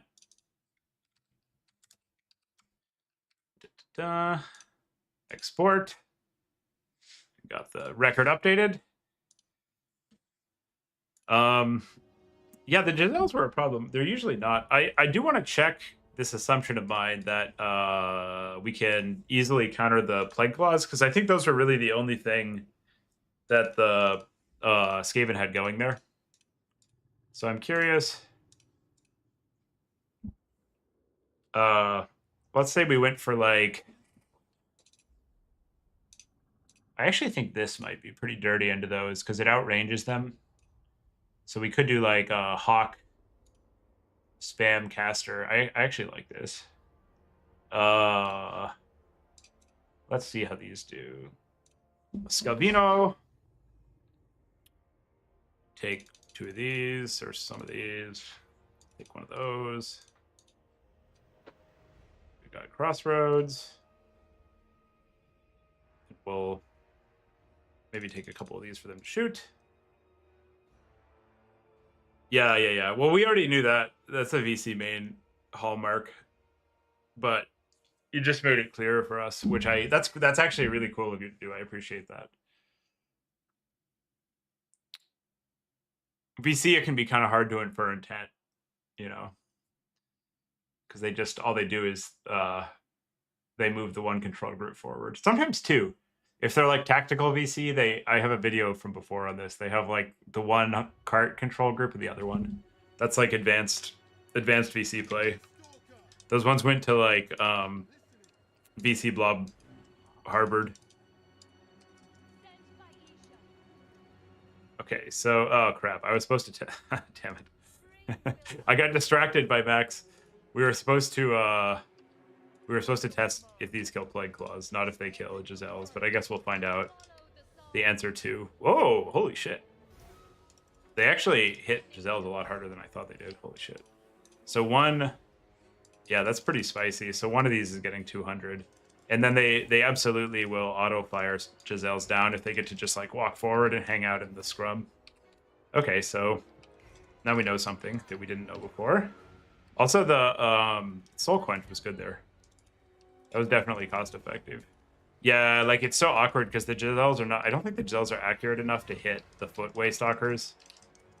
So they can just like walk up and take auto-fire shots. And they do like enough damage that it's a threat that has to be dealt with. 1 for Lord, yeah. 1 for double weight, and 1 for the blow-off. Yeah. Yeah, that's like, that sounds like a VC player. Okay, so Giselle's easily contained this way. We've learned something, chat. How about Plague Claws? How do we feel about Clarinos? Let's have a look. I think the answer is also pretty easily contained. Little TBD. And I'll put a plug in. Remember to subscribe if you like this. I need like 200. Then I'll stop. After we get to 1,000 subs, no more. That's a lie. I'll continue asking, but at a less frequent basis. There's this amazing coffee place right by my house, and I've been going there. And boy, that bougie coffee is expensive. I need your eyeballs to pay for my my morning hot latte on the way to work. I'm over here in the desert just using my my Breville to make my own coffee, which is sad because I could have the lady making the coffee every day. All right, so that's oh boy, yeah. This is why you can't bring Plague Claws in this matchup. So one of the salvos didn't kill a model, one did. They both got pretty significant damage, and then I think the second are probably going to take out 2 models. I just want to see if the high magic shit is effective also. Plague Claws are pricey enough that anything that is pretty high percentage to kill a model is quite good. The Spellweaver hit didn't actually do it there. That's interesting. Interesting. Okay, let's try this. Will it kill 2 models or 1? So on this Plague Claw, we already took 1 model down. We cast it again. On this one, oh, actually, we got a model on both. Okay. Oh, I wonder if the model over here. Oh yeah. So that one killed 2 models. That one killed 1. But with a little auto fire support, they're probably cooking. So I think the Waystalkers are pretty effective against the Skaven. They're just not good if they don't bring like Giselles or Plague Claws. So we can probably reinforce them or just like start 1. 1 is fine. Like it still does respectable damage. It's just not like crazy. Okay. So that worked. Undercast. The last thing we're going to check is just does Undercast kill a model every time? Or is it like a periodic thing? Let's see. 2 for 2. Good. I think what we'll probably find is it does 1 a go, which is, I think, a satisfactory deal. Getting pretty good damage value. 3 for 3. Yeah, this is good. We're just spending 7 WOM. And we're picking off whatever, like a pretty significant amount of value. What is that? 225 a go. Yeah, that's actually very efficient. Okay, cool. So we have a new plan. Next time we fight the Mighty Skaven on a choke map. I don't think you need to do this nonsense on not a choke map. All right. We're playing against a rogue AI. Hello, sir. Join their lobby. And what maps are... Oh, this is the Big H. The Big H. Rapturous Expanse, Celestial Lake, Lustrian Narrows. I'm first. Let's see what the bans were. Tournament chat. Round 4 is live. So we rolled player 1, 3, player 2, 2. Looks like player 1, 3. So that is... I need to go look. He's Slanesh. Lizards. Lizards. Cool. I love lizards. Okay, so we want shooting because he doesn't really have any. So we'll ban Celestial Lake. Let's ban Celestial Lake. Lizards. Cool. And then we'll do some lizard things of some variety. Against Slanesh, I kind of like Papa Mazda, actually. I kind of like Papa Mazda with Apotheosis and Arcane. Their lords tend to be very susceptible to lord sniping. And this hits hard as fuck. So the duration's the same. The overcast just impacts the cooldowns. And then they don't have a ton of great ways to kill big SEs otherwise. The other thing we could do is just play like a whole bunch of Crocs. Actually, I haven't played the Crocs much since they got rebuffed. I want to try that. We're going to go wide. Little ankle shanker with Colossal Strike. That's just a fun ability. And then we need something to poke them. Poke. Take a bunch of these. Reinforce one of those. Oh, hey, we get 2 cav. Cool. And then Flockosaurus Rex. Oh, they just buffed they buffed our boy Croak, didn't they? Is this playable, chat? No, I don't think so. I think this has too long of a cast windup. I remember, yeah, I remember this like taking a long ass time to set up. Okay. We'll do Flockosaurus Rex. There we go. Oh, did they nerf? Oh, no. I was like, holy shit, did they nerf my boy? Skink Priest? Nope, not nerfed. All right. So then if he goes for elite infantry, we want something. Take lots of those because they're good. We'll take 2 of these because they're good. Oh yeah. The windup is just too slow there. Let's see what map we're playing on. He bans. We're playing on Rapturous Expanse. Oh, this is not the best shooting map ever. Oh well.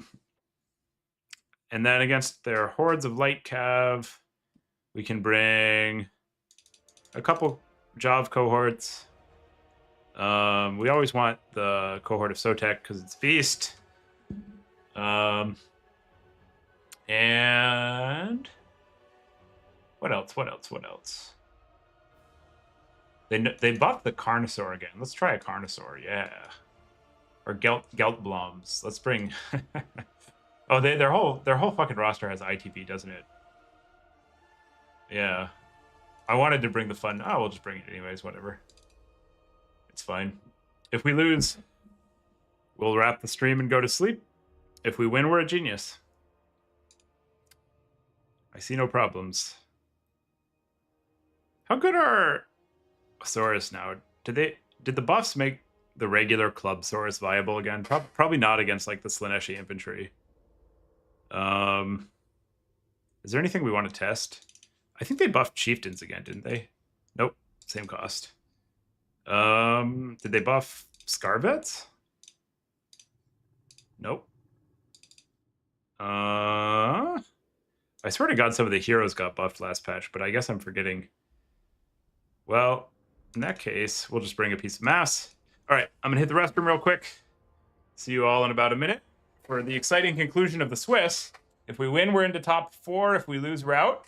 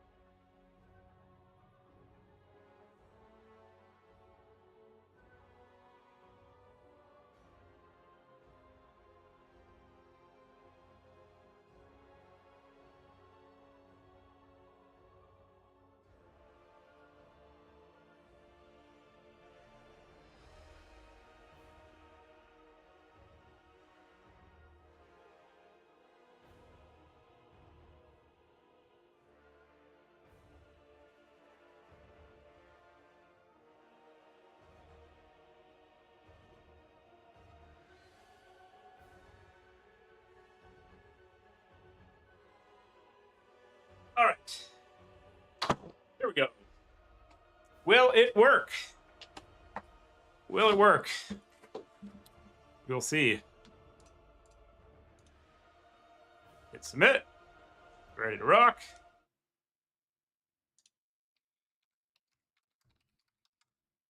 Ready. Good luck. Have fun. To opponent. And I guess 2 Sally packs and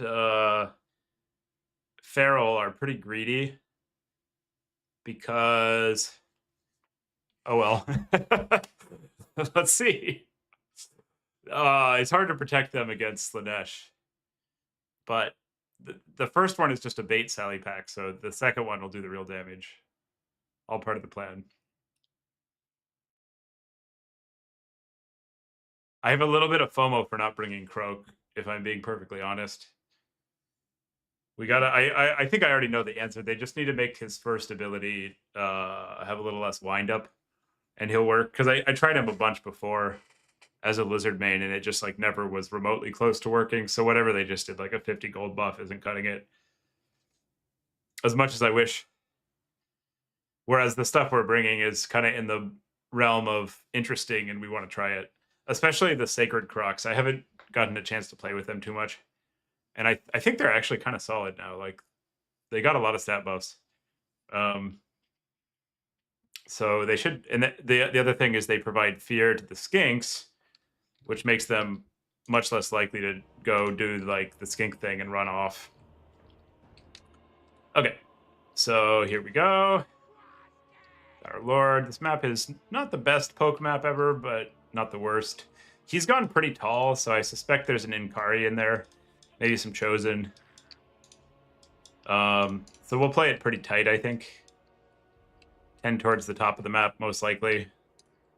Yeah, actually, we're just gonna not even bother. We're gonna play real tight. But we do need to be careful about getting mortised. That's one thing to be aware of. Hotkey Cav. Hotkey these guys. And the terrain is a little funky. We don't really want to fight around these bushes, but so I guess that means we'll just take our formation further to the side. And we'll just put these on 2 hotkeys because we're going to need to control Sally Packs. All right, this is a plan. Let's give it a shot. JLHF to opponent. We'll wait for you. He's thinking. He's thinking. The big H is thinking. So what do we got? This is a new item on this guy. So this thing slaps. Oh my god. So this puts him up to 46 BVL. Plus he'll hit harder than he looks now once we load in, because the frenzy is going to apply. Oh, this is going to be fun. I want to get this on like a Slanesh Lord and just chop. See what he can do. Chop, chop.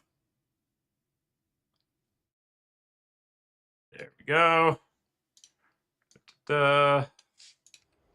Hornet doing the big thinks. Big thinks, big thinks.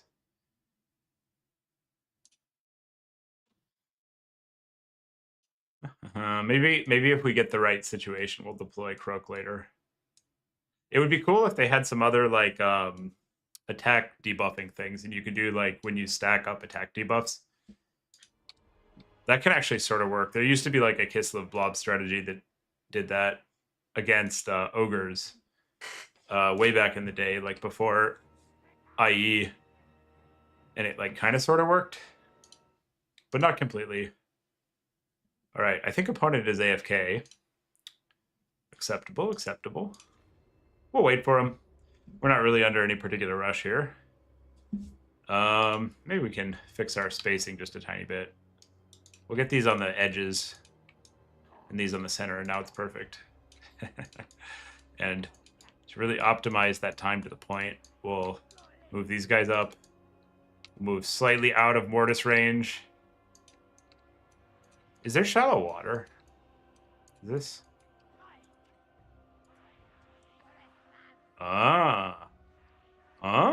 Where else is water? Lizards like that. Okay, okay. That'd be funny if I just like pushed only in the. Oh, there's a little puddle over here. Oh, I like that. So, is it worth redeploying to run back into the puddle? I don't think so. I think it's more important that we don't get flanked than that we get the water bonuses. Yeah. Yep. We could play like the left side of the map, but I don't like fighting uphill because of the massive stat penalties. So I don't think it's worth it. Ooh. Oh, we're starting to nod off over here, chat. Starting to nod off over here. Okay, he's ready. GLHF. Here we go. Let's see what our opponent can do. Okay, so we're going to run like hell because he has deployed forward And he's got a Pavane, Acquiesce Lord, passives and stuff. And we just need to summon a lot of mass. We'll defer the summon of our caster a little bit, because sometimes they don't see the caster coming. And we're going to save up for more anti-large cap, I think. We could also summon Sacred Crux, because he's got all these Slaanesh Forsaken out. Let's see if he bites on the bullet over here. Yeah, I'll just summon the Cav, and then my next summon will be our caster, because he's looking like he wants to go in. And we don't really need to fight here. There's like plenty of time, so let's hang out and get some poke here. And he's summoning even more. You know, he's just like spamming all the Cav right now.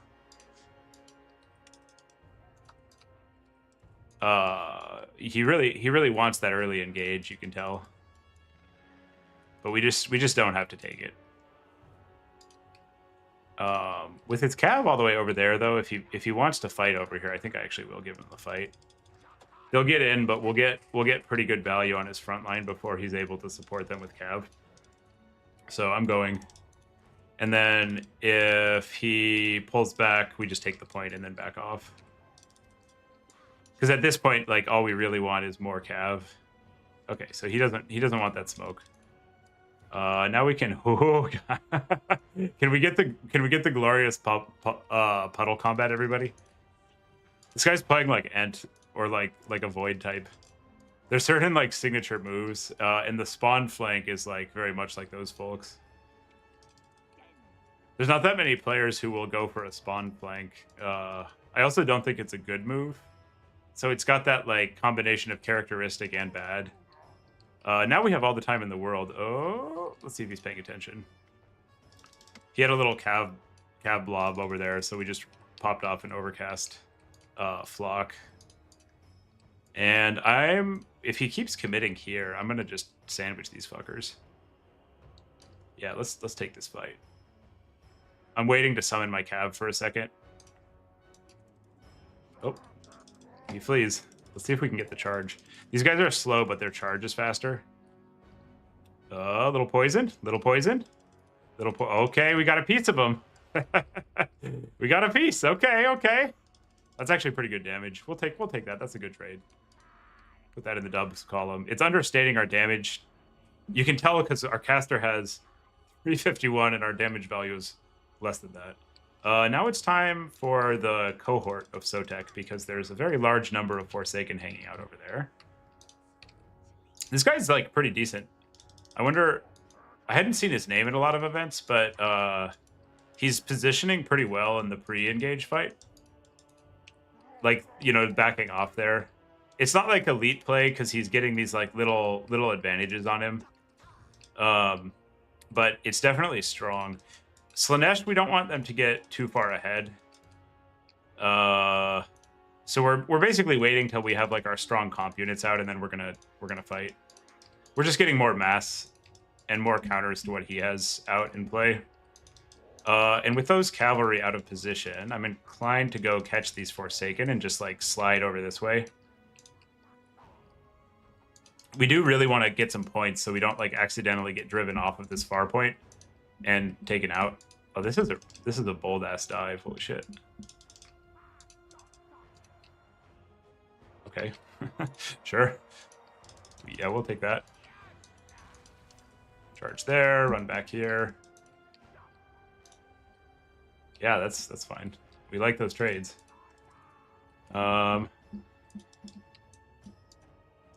These need to get out immediately. These guys need to run. Okay, we'll go back here and fight. You charge there, you charge there. Yeah, this guy's good. Microing multiple cav at once is definitely like a vet player move. So if this is a new player, they're like a very strong new player. Okay, so we'll chase there. We're winning that cav duel in the back. And I'd like to push up and take mid just to get... Slaanesh is so good at being behind and bullshitting the game out. So we want to push up mid and not get too far behind, essentially.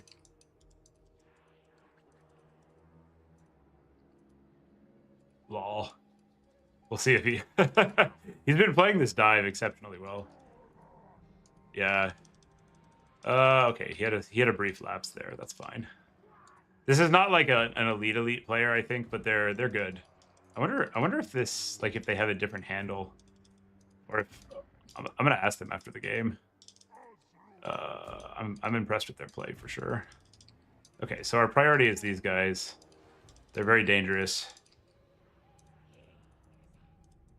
Yeah, like there. That's a really strong play. Oh god.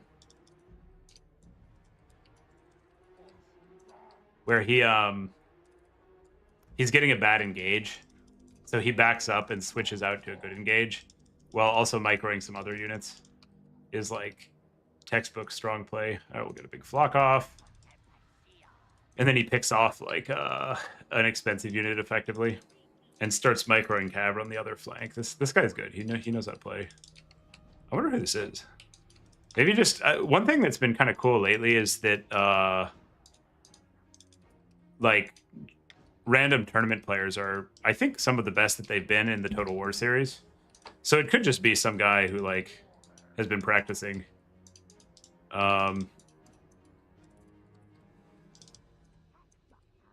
But the amount of time that they've been like effectively avoiding engages is longer than a new player, that's for sure. Triple H. Good player. You heard it here first. Okay, so I think we can take this engage on this flank because they're pretty out of position elsewhere. And now I'm gonna take a risky summon. And I'm looking for a better blob engage than we currently are getting. For my big flock. Yeah, that'll do on the Seekers. We'll countercharge the Seekers for sure. You guys run out. And that flock is just massacring, which is exactly what we took it for. You guys... And we don't want to... You want to, like, in the mid-game, make sure not to get your main formation too spread out against a faction like Slaanesh, because they can punish that pretty hard.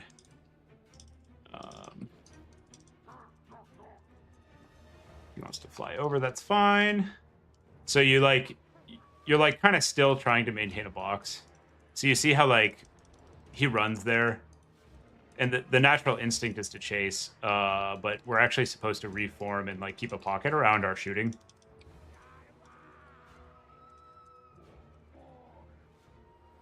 Does anybody in chat know Triple H? I'm like, oh god, we have a vulnerability. Whoop, whoop, whoop, whoop, whoop. Box overextended, alert. Maybe I'm just glazing them for no reason. But that was like a really, really good early game. Like, you guys saw that. That's like somebody who's been playing for a long time, on average. Or a very talented newer player. If you're watching this later, H, and you're actually new, respect. Also respect if not. This is out of curiosity. It's okay to smurf. If you just want to play and have people not know who you are, that's cool. Nothing wrong with that. Okay, so we're pretty overextended here. This is like what Slaanesh likes to see, besides pain and pleasure. So we don't really want to go deeper here, if we can at all avoid it. Maybe we can entice like a dive and get another big flock over there. And unsummoning is a thought that's crossing our mind at this point in the game, because we are going to supply cap in not that long. And I'm looking, so now we're like kind of trying to reform and like get a good formation around our double shooters. Like the Sally Packs will carry, if allowed to, pretty easily, honestly. So we need to make sure he doesn't get like a free dive on them. He can dive them. Like you can't stop Slaanesh from killing a single shooting unit. They have the abilities to make it happen. What you can do is make it so that if they want to go for it, they have to pay.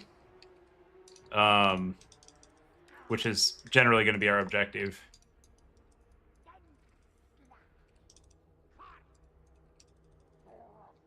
All right, getting pretty good damage off on the Lord.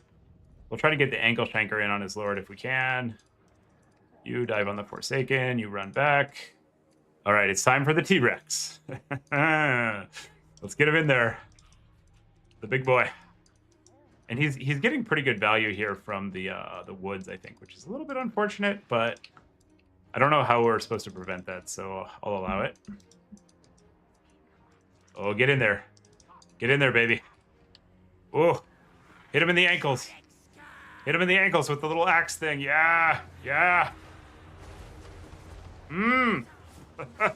There we go.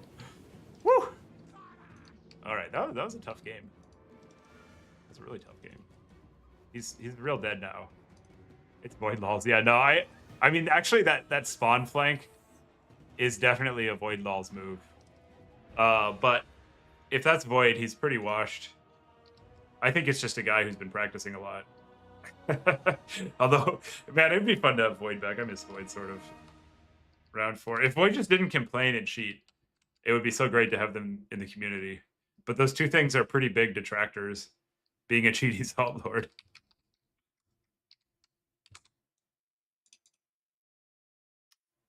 Not the best characteristics for a small, tight-knit community RTS player.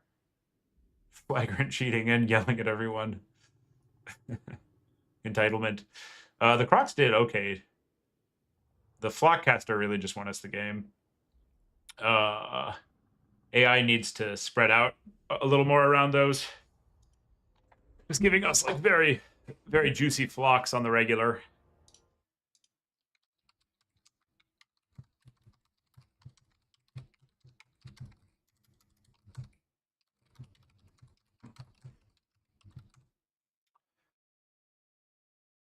Oh, this person's been around a while. They're in like Platypus's server.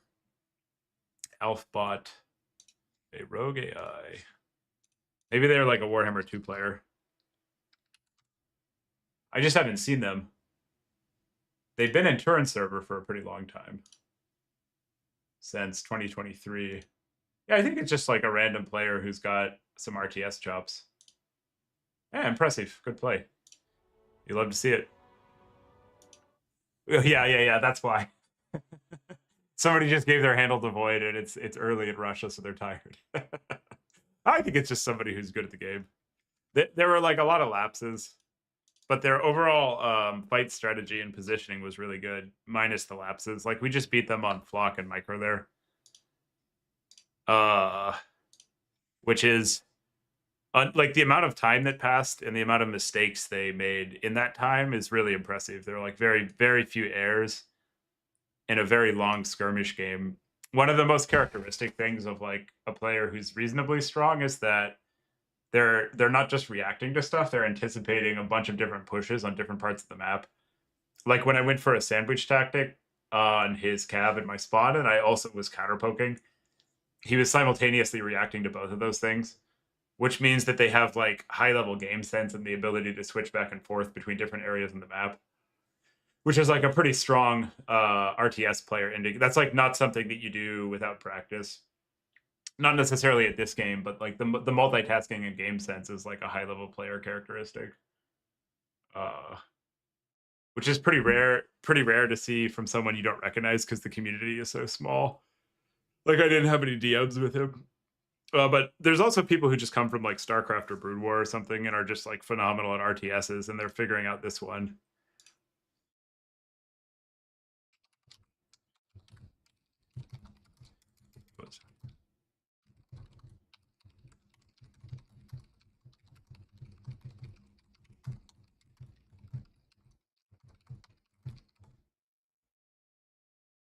Cool. Just talking to the opponent. Oh, I should report this. Okay.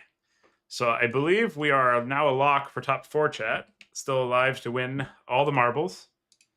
One more point on the glorious leaderboard. The big H. Slanesh goes down. Lizards go up. The great plan is enacted. Not merely a plan, but a great plan. Maybe we'll get vengeance on Caradoc. Reclaim our place in the sun. All right. Looks like we've got a tie in the semis. Just finished up. I'll see if I can cast. Are you going to cut straight to top 4 or do a playoff? Might try to cast that if it happens. Let's see what it says in tournament chat.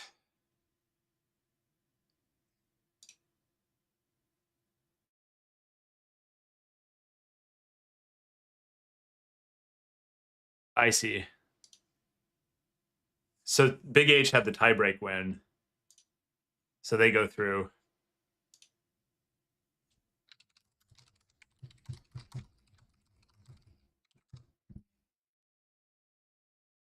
Yeah, that's the first time I've seen a non-Smurf, relatively unknown tournament player do multiple site micro. And it's funny because I always get really excited. Like there'll be some new player and I'll be like, oh, they're incredible, blah, blah, blah. And then they're just like always a Smurf. And it's like, oh, damn it. It's all houseplant sock puppets. It's only houseplant sock puppets. Their use of punctuation and capitalization is too good for Void. I think it's just a new player. I like to believe, I want to exist in this world where there is magic and joy, and we're gonna play this guy in the semis and take some slightly experimental units, and we're gonna lose, and that'll be like the moment where we were like, Big H is good. Big H is good. Our T-Rex didn't do anything. He had a good build-up. Interesting. Cool. But he had a bad engage, not Void.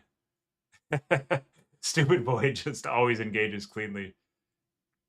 Also, you can tell it's Void because he's like very obviously leg switching. So anytime he needs to micro, the game goes to like 1/5 speed. And it's like, oh, hi Void, how are you doing? They play 10 cav and suddenly the game is on slow mode and they can micro the cav perfectly. And you're like, that's so weird. It's incredible that it didn't lag up until that point. It lagged at that point and then it ceased lagging as soon as you no longer needed to micro. I do love the collective impact the Void drama had on the community, where we're like still talking about him. It's pretty. I don't think he's played in like 2 years, right? Oh, he did try to sneak a Smurf into a couple events for like the CA qualifiers. I forgot about that. But for the most part, he's like just moved on. Okay, let's see what they're posting. I think we will be on pretty soon. Oh, Space Pope's messaging me. Oh, I'm fighting Space Pope. All right. Cool. Loading up. How do we do the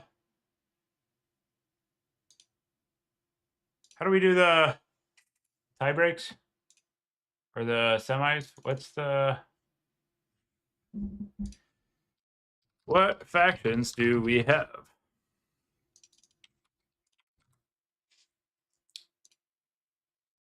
Tournaments.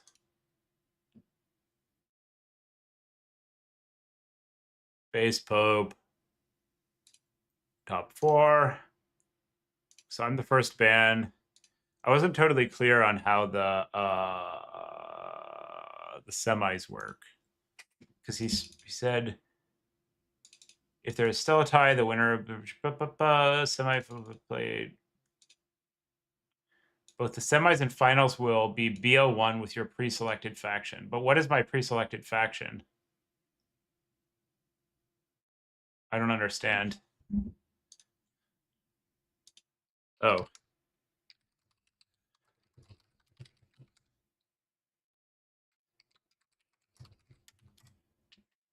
I'm so confused. First dice. section after 4 rounds.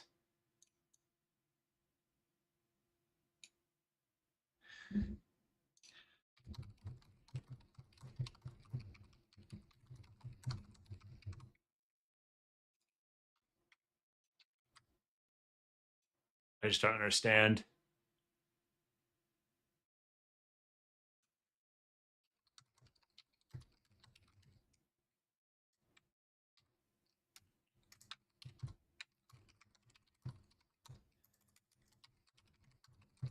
I see. So he rolled again for semis.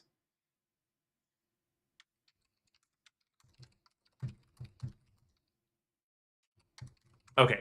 So our Beastmen into his Skaven. I see now. I understand. I understand. My tiny brain now understands. Okay. So we gotta ban some maps. We want shooty against the rats. Otsuchi, Glade, Road to... Which one is Road to Val's Anvil? Road. Cool. Can you hover Road to Val's Anvil? I think this one's like a flat super shooter map. Yeah, it's my pre-selected factions, but then he dice rolls again for the semis is what's going on, I think. And because we went Wood Elves, Beastmen, Lizards, we get Beastmen. Oh, this is an old-ass map. Yeah. Okay, let's ban that one. Ban Road. Cool. Beastie Boys. I love my Beastie Boys.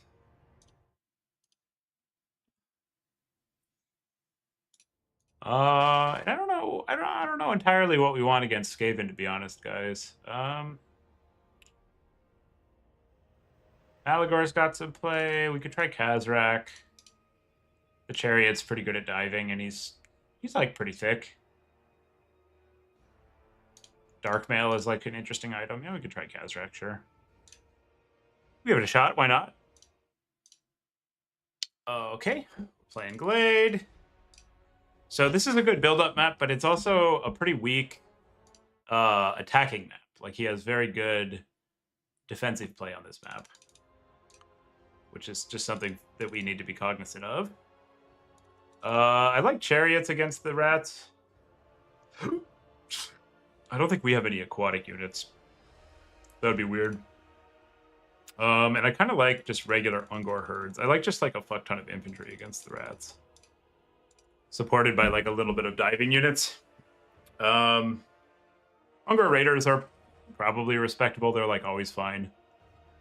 Give us a little bit of counterplay into various shooting things. Now the question is, do we want like a Melkoth Pitcaster? Do we want to Bunus some shit? Do we want to option slot it? Maybe what we do is like a Bunicaster with a Chariot, and if he has easily killed weapons teams, we bring that out. Or actually, just Foot is fine. He's fast enough. And then if there aren't good targets, we will instead, like if he's on like Team Elite Infantry.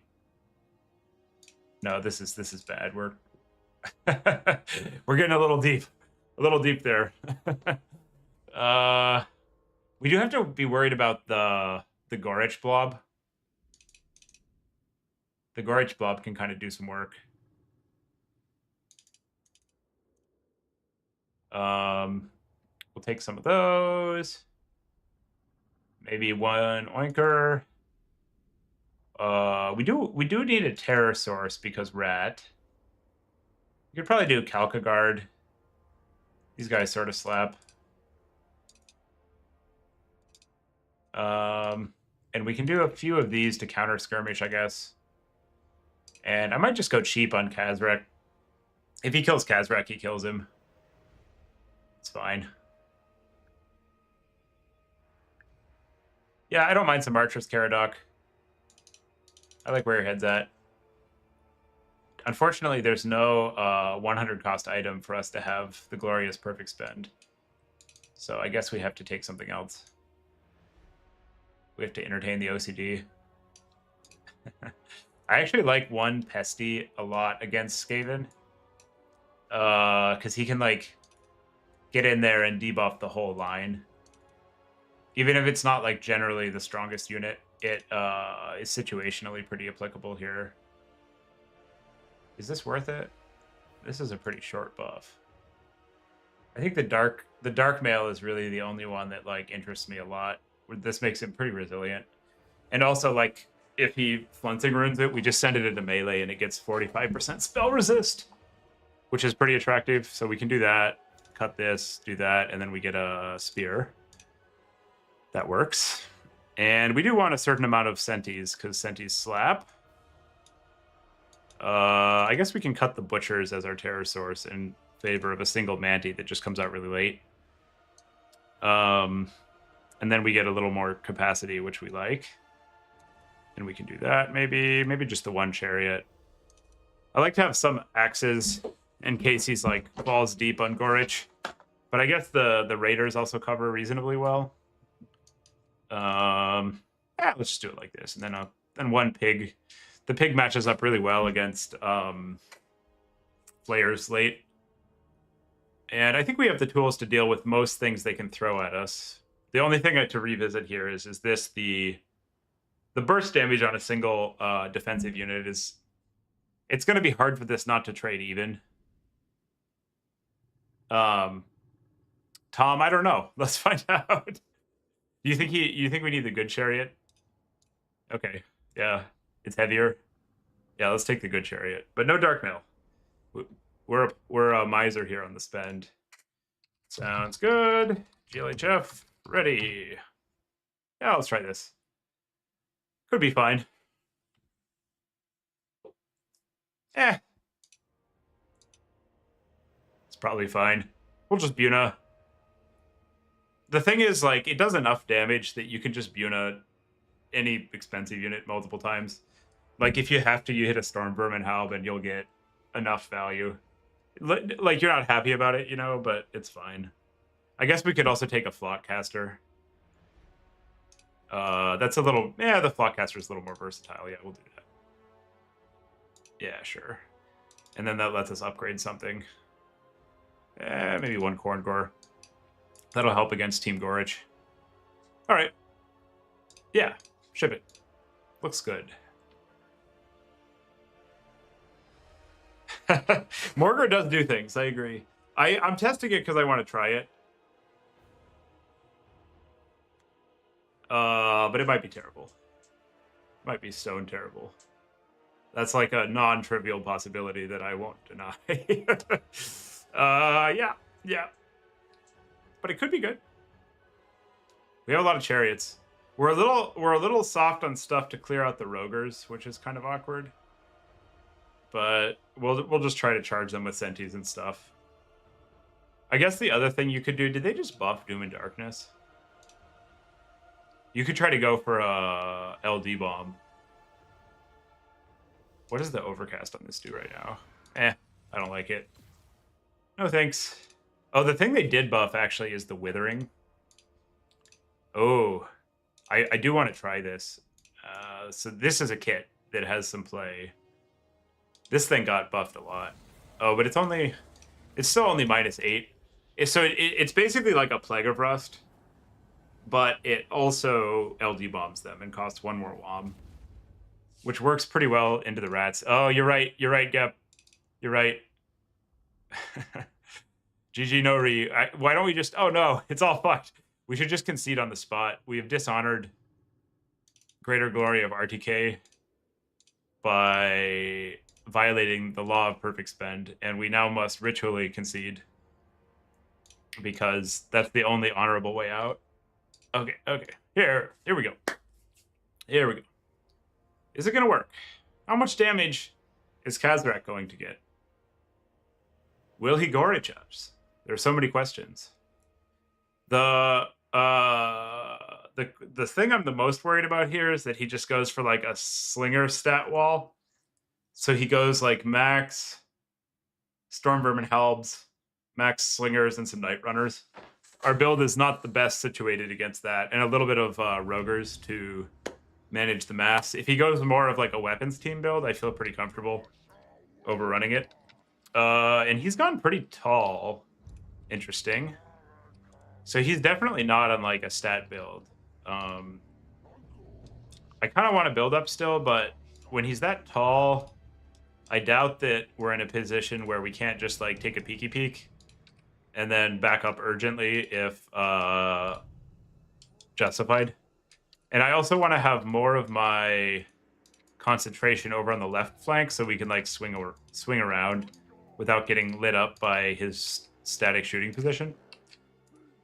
So we'll put some of our more resilient stuff on the right. We'll center up with this, and then we'll hinge more of our other things on the left. And these guys will go on the shooting hotkeys, put you there. We'll start them in spread form and adjust if we see a scorch. And then if it looks like he is shooting a lot, like with Giselle's or something, we'll just back up. Seems like a plan. I don't want to make you all wait while I do a massive build-up. 550. Okay, I'll take the over. I'm feeling good. He's going to be above half health, and he's going to get 950 value. That's my prediction.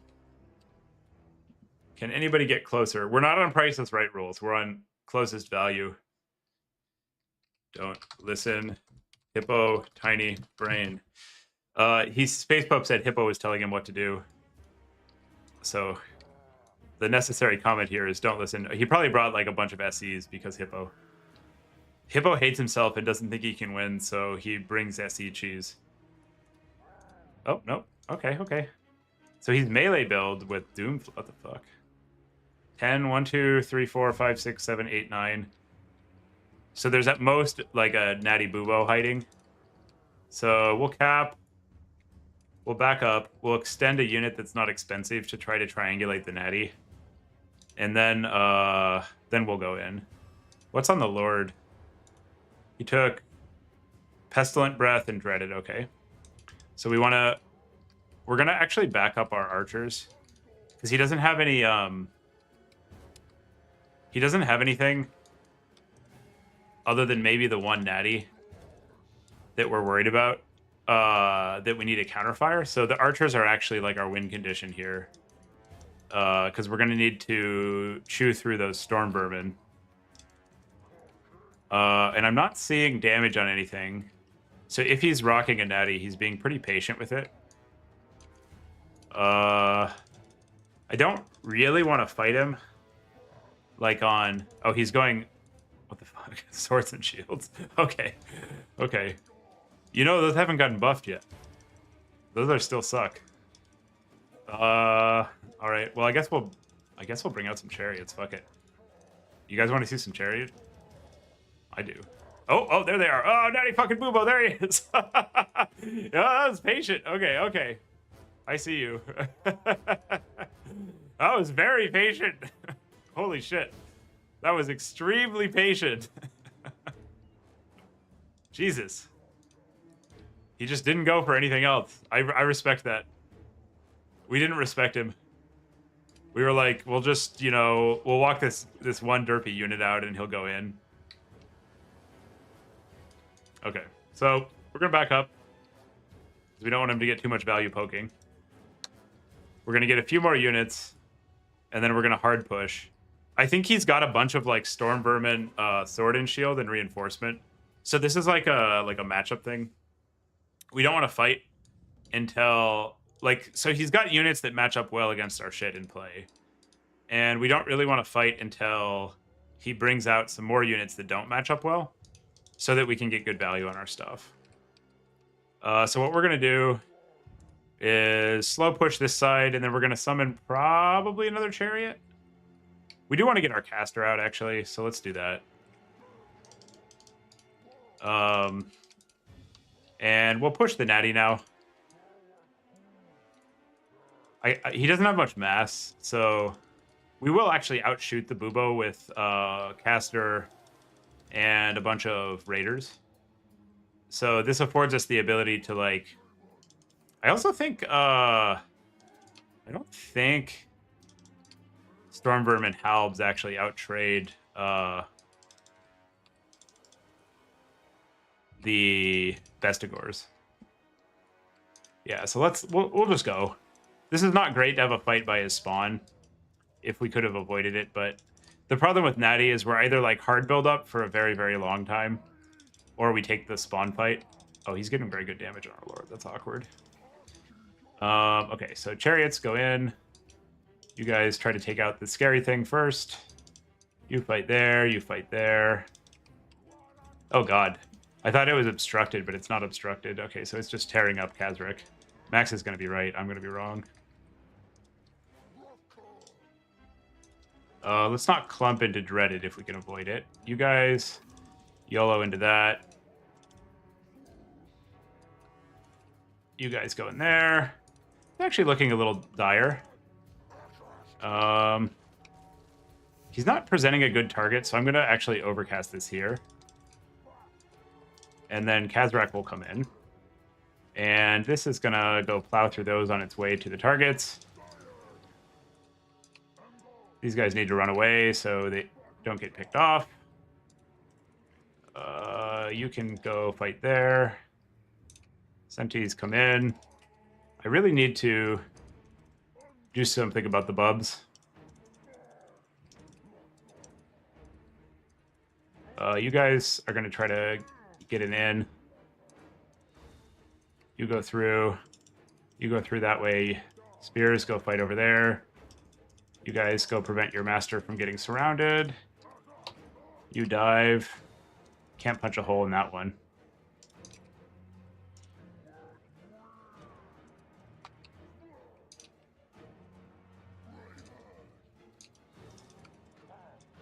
There we go. Get in there. Yeah, fuck that one up. And then these need to shoot Stormvermin Halberds because we can. I think we can pretty easily handle the rest of his army, but the Halberds are a big problem. That's the unit that, if we don't grind down, will get us in the late game. Now we send in our Pterosaurs. That rallied, which is actually a problem because we have all these raiders hanging out. Man, the Bugos do not want to run. Okay, so those are Eshin Triads. We need to be aware of those. You run away. You go over there and take that out. You shoot that. You fight over there. You back out of that spell. You get a side charge on those. You go over there. You fight there. Yeah, now we can fight the Triads, actually. And they're pretty soft to charges. So we'll just get a little tap and then we'll run out. And his position is starting to deteriorate pretty quickly here. I'd like to get this Pterosaurus up in the mix. To put him on a clock. Like, we route the stuff off the point, we take the point, and then it's going to be pretty hard for him to claw back into the point.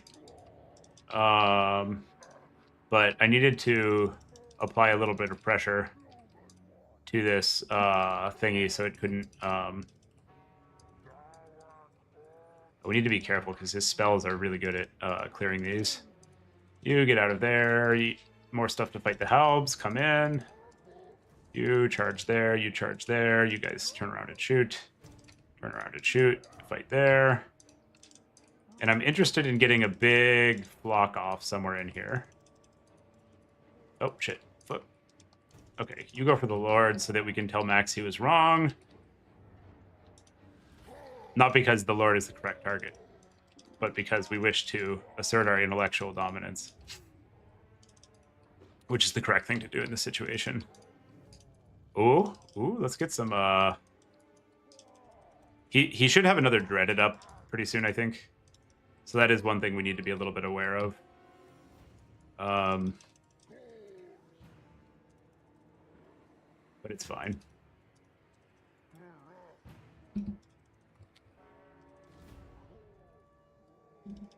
Summon some Cav. You shoot over there. You run away from there. You can take that fight. You run in and rear charge those, even though they're anti-large. The rear charge will be fine. I think we're well on our way to telling Max he's wrong and we're a genius. Although we might just lose now. Can't win them all, you know. Got a little. Throw in some other truisms there.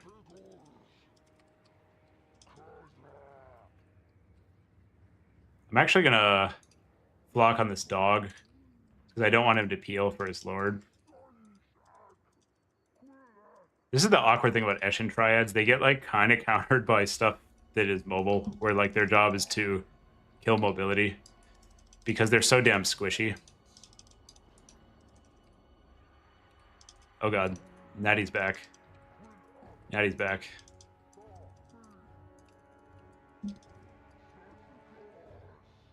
It's okay, for the cause. Ride or die.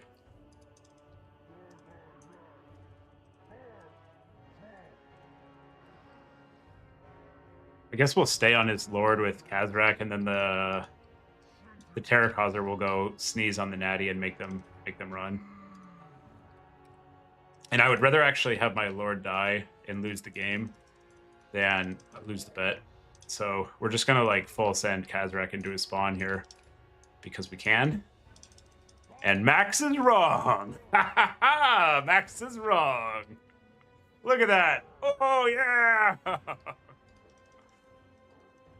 Intellectual superiority achieved, chat. You love to see it. We're going deep. Oh, he routed our lord off. Okay, lord's dead. It's okay. It's fine. We're going to resummon him. I really wish they would take... Actually, this is bad. I really wish they would take lord resummoning out. It just feels so janky that you can, like... You know, do everything right, do your whole setup, and then they're just like, well, he wasn't technically dead. Which is what we're going to be doing in about 2 minutes.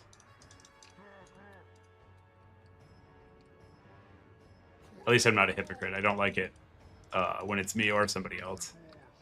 Oh, we got the terror out.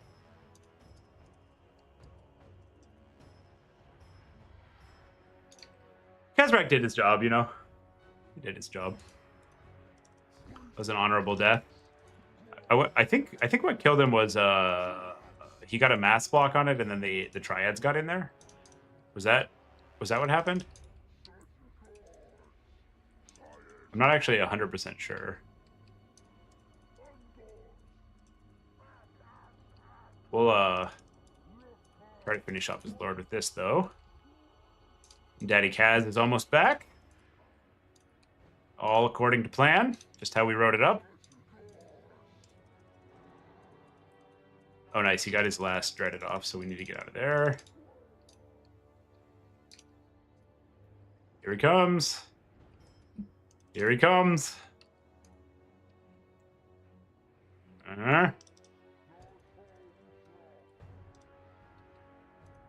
We're doing this because we're late enough. We're casting our flock in that situation because we're late enough in the game that his only chance is to take this point back. And so even though it's like not an optimal use of the spell, it buys us a little bit of time to have Kazrak do damage. Excellent. Good. Good. That Skaven build did kind of work. I guess in this case, listening to Hippo was not the end of the world. A rarity. This is the Shade stream. We have only Shade. Only Shade to offer. Semis. Beastmen. Skaven. Cool. All right. How'd he do? 16, 17. All right. Well, that was 2 summons, though. We did fully int him to run up the numbers. The Raiders didn't do that well, although some of them were live late. Flockcaster did pretty well. The Chariots did great. Checks out. I wonder what killed... I'll need to look later at what killed Kazrak there. It must have been a triad. Yeah, the I don't know what. Huh, that's weird. Yeah, I don't know actually what. I don't know what put up that damage. Maybe a wolf rat got like a good surround and he wasn't damaging back because of mass block. Interesting, interesting. All right. Grand. Ah, shit. Grand final.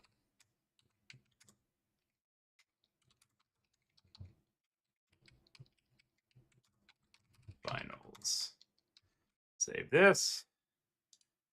Export that. We'll go check on our opponent. All right. Very good. Are we going to win it, chat? Is tonight the night that we pull down another tournament victory? Leave that there. I've got a good feeling. We got an RNG the last round, I guess. GG, well played. Pretty close, all things considered.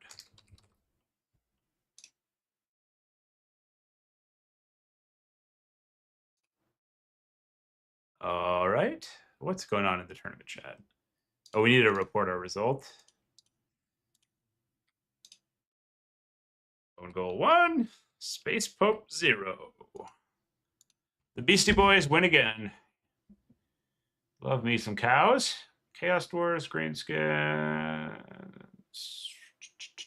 Where's Beastmen? Beastmen. The villainous Skaven are defeated. The corpses eaten, their souls sacrificed to the dark gods. All is good.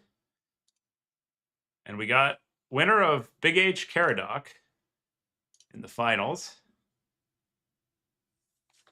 Yeah, so washed. So washed. Consistently losing record in Lord predictions. I need to start keeping track of these in a spreadsheet somewhere. And then when somebody's like bringing up their thing, I can be like, well, objectively, Max, you've been 85.6% wrong when giving us advice. So what is the probability that this is the exception? Oh, I have Korean food. I will be right back for the grand finals.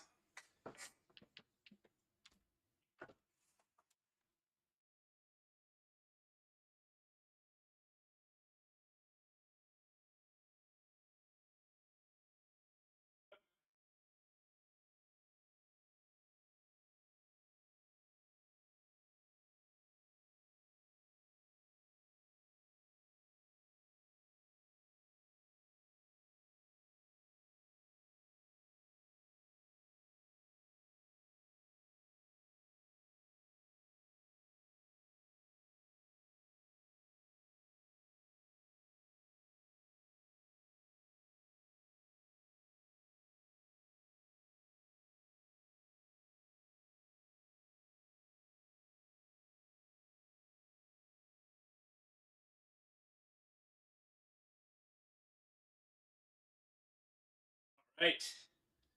We got a meat carb. We got a meat carb here.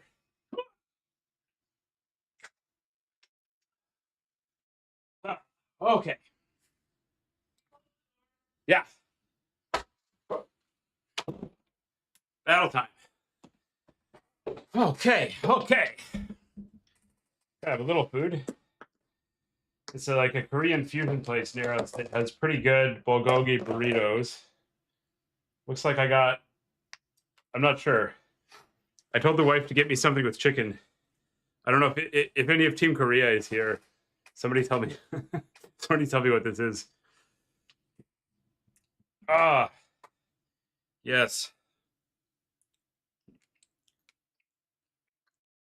They're pretty good. There's like some kind of fried dumpling thing, and then a bunch of like grilled chicken over a bed of rice and grilled veggies with like spicy sauce. That's pretty good. This will give us the fuel to take down Caradoc in our rematch. Or maybe Big H will win. To be determined.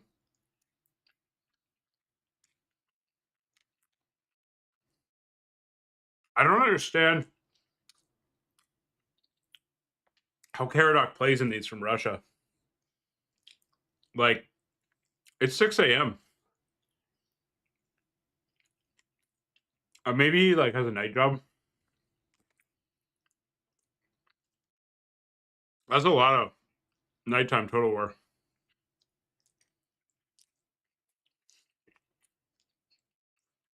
Hmm. All right. We are ready for victory. Sustenance is provided. Hmm. The grand finals. Oh, it's Caradoc. Sweet. All right. Where's Space Pope at? How does this work? Did he call out the tournaments? Tournament chat. Okay, so we got my 2 versus his 2.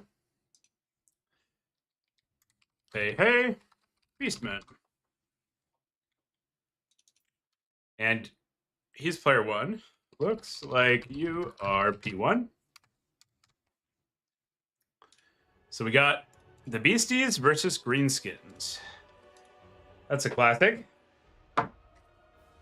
Delicious food.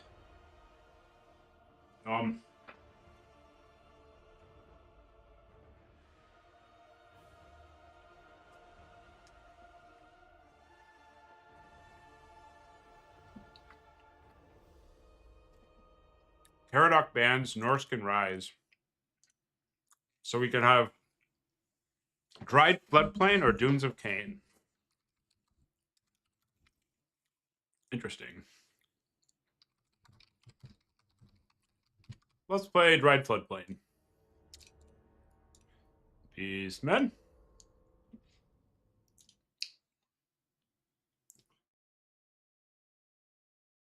I don't know. I've got a couple different plans. You can kite, you can go SEs. One sec, I'm gonna grab some water. You guys tell me what I'm supposed to bring.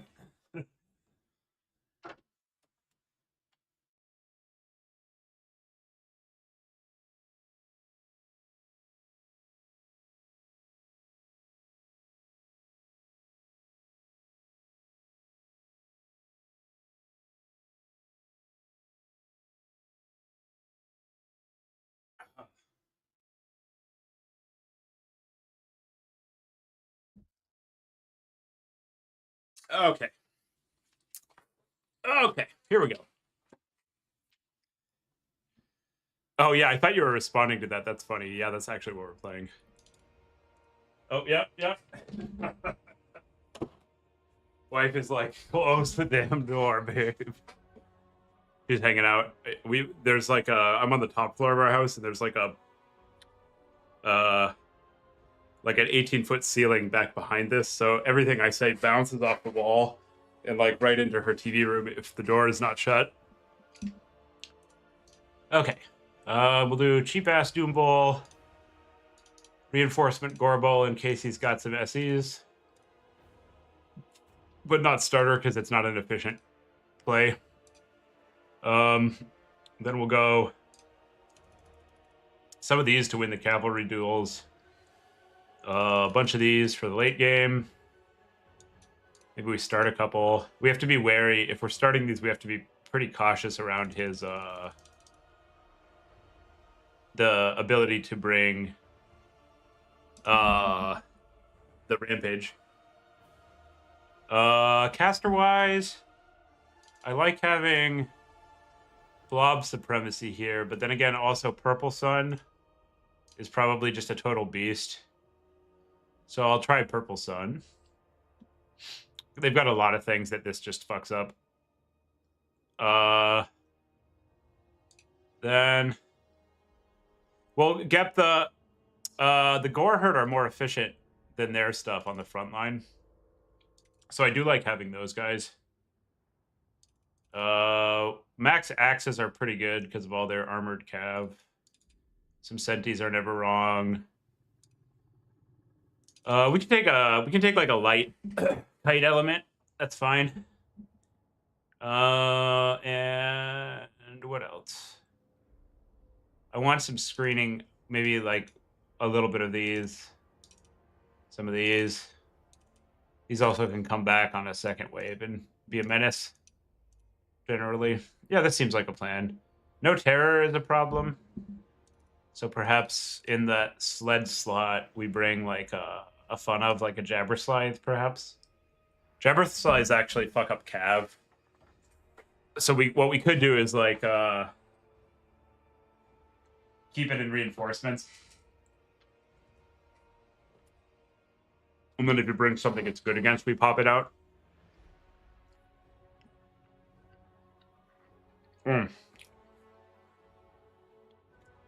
Yeah, we'll do a fun of ride or die, you know. Sometimes it works, sometimes it doesn't. The other thing we could do is take like the less funsy would be butchers, which is harder to shoot and a lot less cool. I think I would rather have the Jabberslythe get like 4K 1 in 4 times than lose the other 3 in a weekly than win all of them. So we're taking it. And we're ready. Oh, actually, the other thing I want to do is try out Spawn. But maybe these suck here. I haven't been too impressed with the unmarked Spawn. They just got buffed enough that they're like interesting again. Greenskins actually historically have kind of struggled against that kind of unit because Greenskins doesn't have good blob punish. But their shooting is still good into it. Minos can also be all right. Their heavy cav is a big issue. So I kind of want to index. Oh, we probably want a little more melee senti than that. There we go. I want to index into playing against the cav enough. I guess the other thing we could do is go for like passive spam to get the global value, but I kind of want to see how the purple sun does here. It seems like it should do pretty well to me. No peeky peeky Caradoc. No peeky peeky at the builds. Let's see what he does. He's deep in thought. There it goes. Here we are. That should be fun. I don't really need the tournament wins. Because I think everybody except probably Ent is afraid of me in the finals. Like, I don't mind getting any particular matchup, but they do help for playing against fewer teammates like Stipa and Charix early. So, like, you know, I like to win, but we're mostly trying stuff out and having a good time. I want this Jabber to just run away with the game. My ideal script is it gets like 2k value and a bunch of terror routes. Okay, so he went pretty wide, probably a shooting build, maybe like mass melee with some cav support. We're going to set up to contest the 2 points on the left because they're on the high ground. But we're also going to just like move out and try to take all of them at the beginning. Just sort of see what he's got, you know? And I guess I can play, because I took so much infantry, I can play my spears a little more out to the sides. And we'll play our archers to the left so that we have cover on the open side. And we'll just put these all on one hotkey. And then these get their own hotkeys because we're going to need to micro them more. And we do need to be very careful of the war boss rampage until we see a lord that isn't the war boss. Because that thing slaps. And we'll just put all these on one hotkey so we can do easy peasy micro. And we're ready to rock. LHF, he said ready. Cool, cool. Here we go. Also, remember to subscribe, nerds. I think we need about 190 more subs, and then we're fully monetized with ads. So if you like this, hit that subscribe button right now before I lose and look bad. All right, let's get him. I don't see a lord. Okay, there's Wurzeg. Cool. Okay. And he's brought out wolf riders on the right. Okay, what's Wurz got? Brainbuster, Gaze. Okay. So we can cap. Let's get the things that he does good damage against out of the way. And he doesn't have that much shooting. He doesn't have that much shooting, guys. Oh, he has plenty of shooting. Fuck. I was like, get ready. Here they come.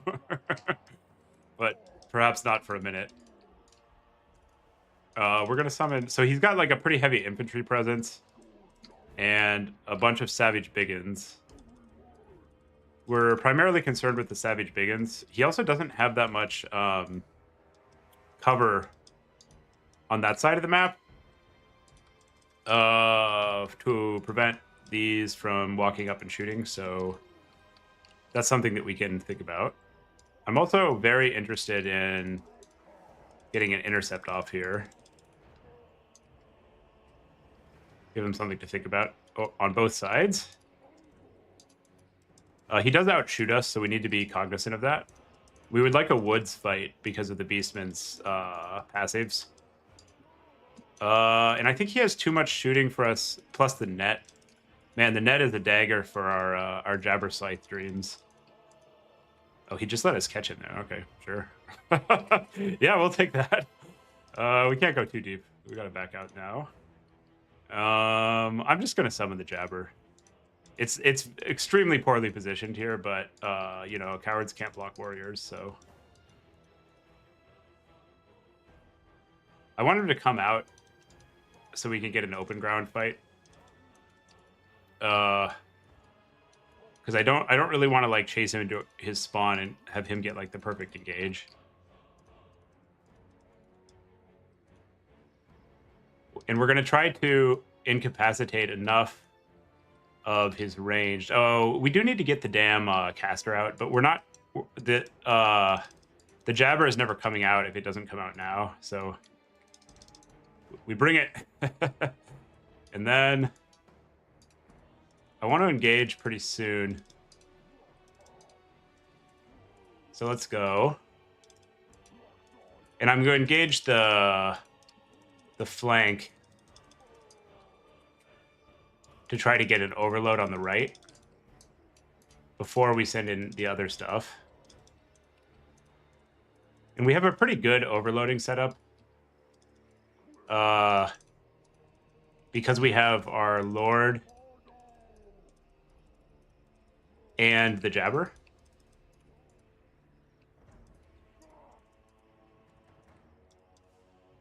And the next thing we bring out is the caster.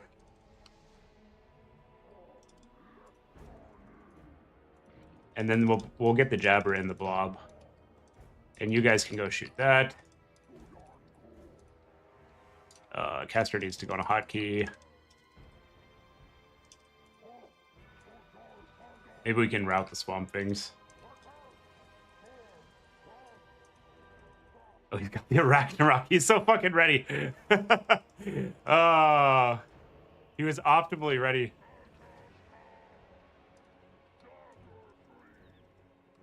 And they wonder why people are worried about stream sniping. Caradoc, did you peeky? God damn it. He was so ready. He had every possible thing for this. That's so sad. Okay, well, we'll run it out. We need to get a big cast off here somewhere.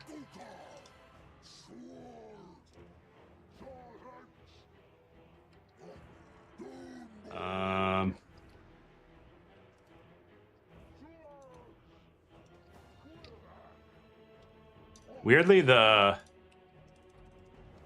spell is... Oh god. Don't cast that. The spell was somehow, like, locked in cast mode. I don't know what that was. God.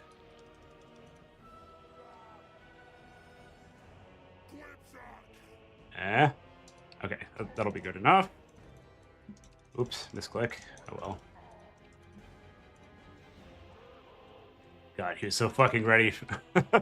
he brought a Netlord. He brought a Ragnarok. God damn it. He couldn't have been more ready. Okay, now that was his cast, not ours. Okay. We might be able to edge this out still, but it looks pretty rough. Okay, run there. We're gonna need to push into these ranged units. Okay, we got the terror out. Now back up.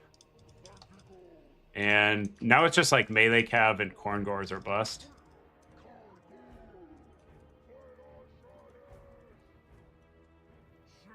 And we'll send in the jabber. These need to be chased off. I'm going to bring one corn gore first, because he's going to be like in the mobility debt pool.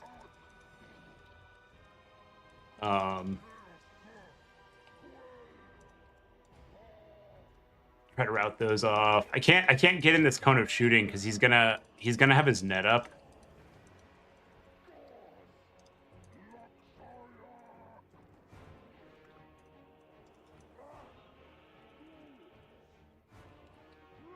And we're looking for a good... Here, we'll take that one.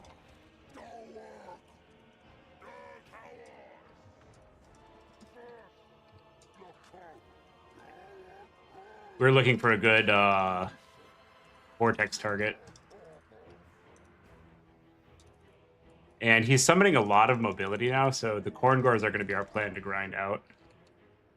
We need to micro the jabber, probably. You stay on that, because it can heal. You get the rear charge. And then the jabber's going to come in and try to chain route stuff.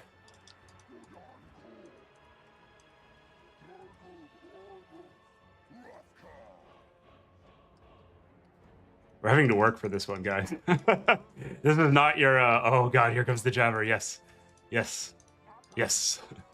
Get in there, big boy. Oh, that's a low... That's a low health pile of greenskins. That's a low health pile of greenskins. Come on. There's a lot of leadership on the fritz.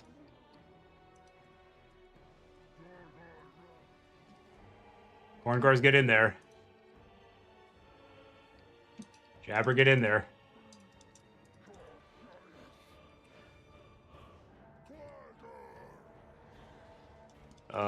Let's try to get a chain route on the back of these. We need to be very careful with our Lord right now, actually. This is like a great way for us to lose. Fortunately, he's chasing the jabber, which has like the fucked up teleport animations. Where it when it does its like death roll, like the Mino death roll, or the jabber. What am I saying? God, it's late. It's late, chat. When it does the lunge, it goes flying like very, very far.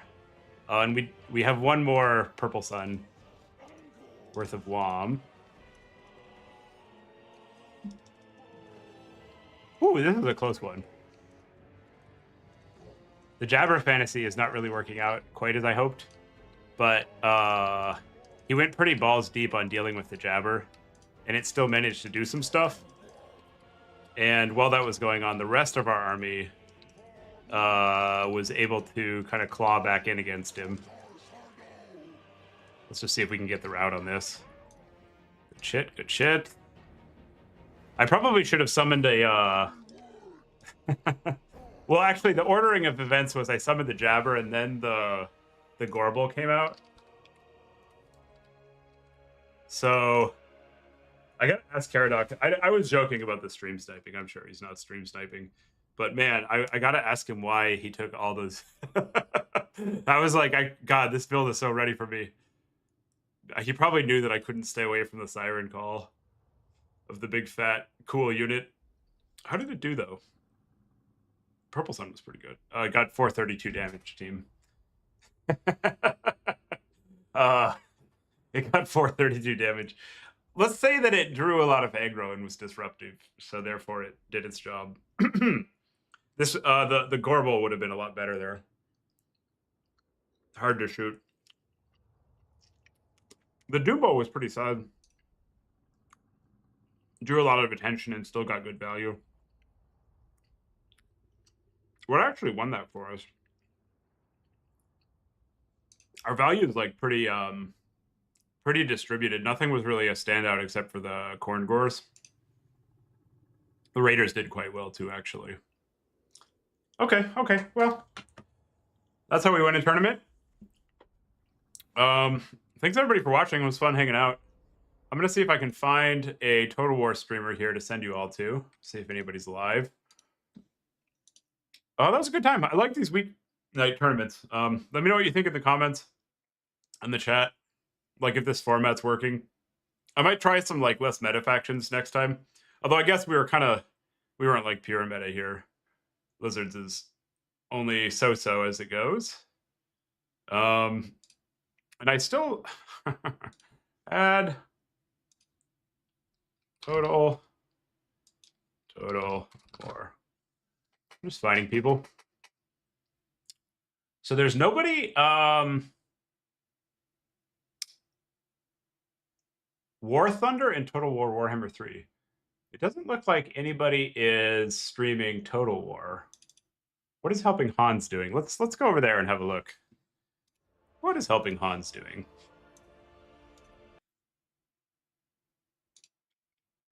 Oh no, he hasn't started yet. Okay. All right. Nobody's streaming. It's the middle of the night. Yep. Well, appreciate you all, nerds. Share it if you like it. Subscribe if you like it. I'll stop bothering you when we get to 1,000. Have a nice night. Take care.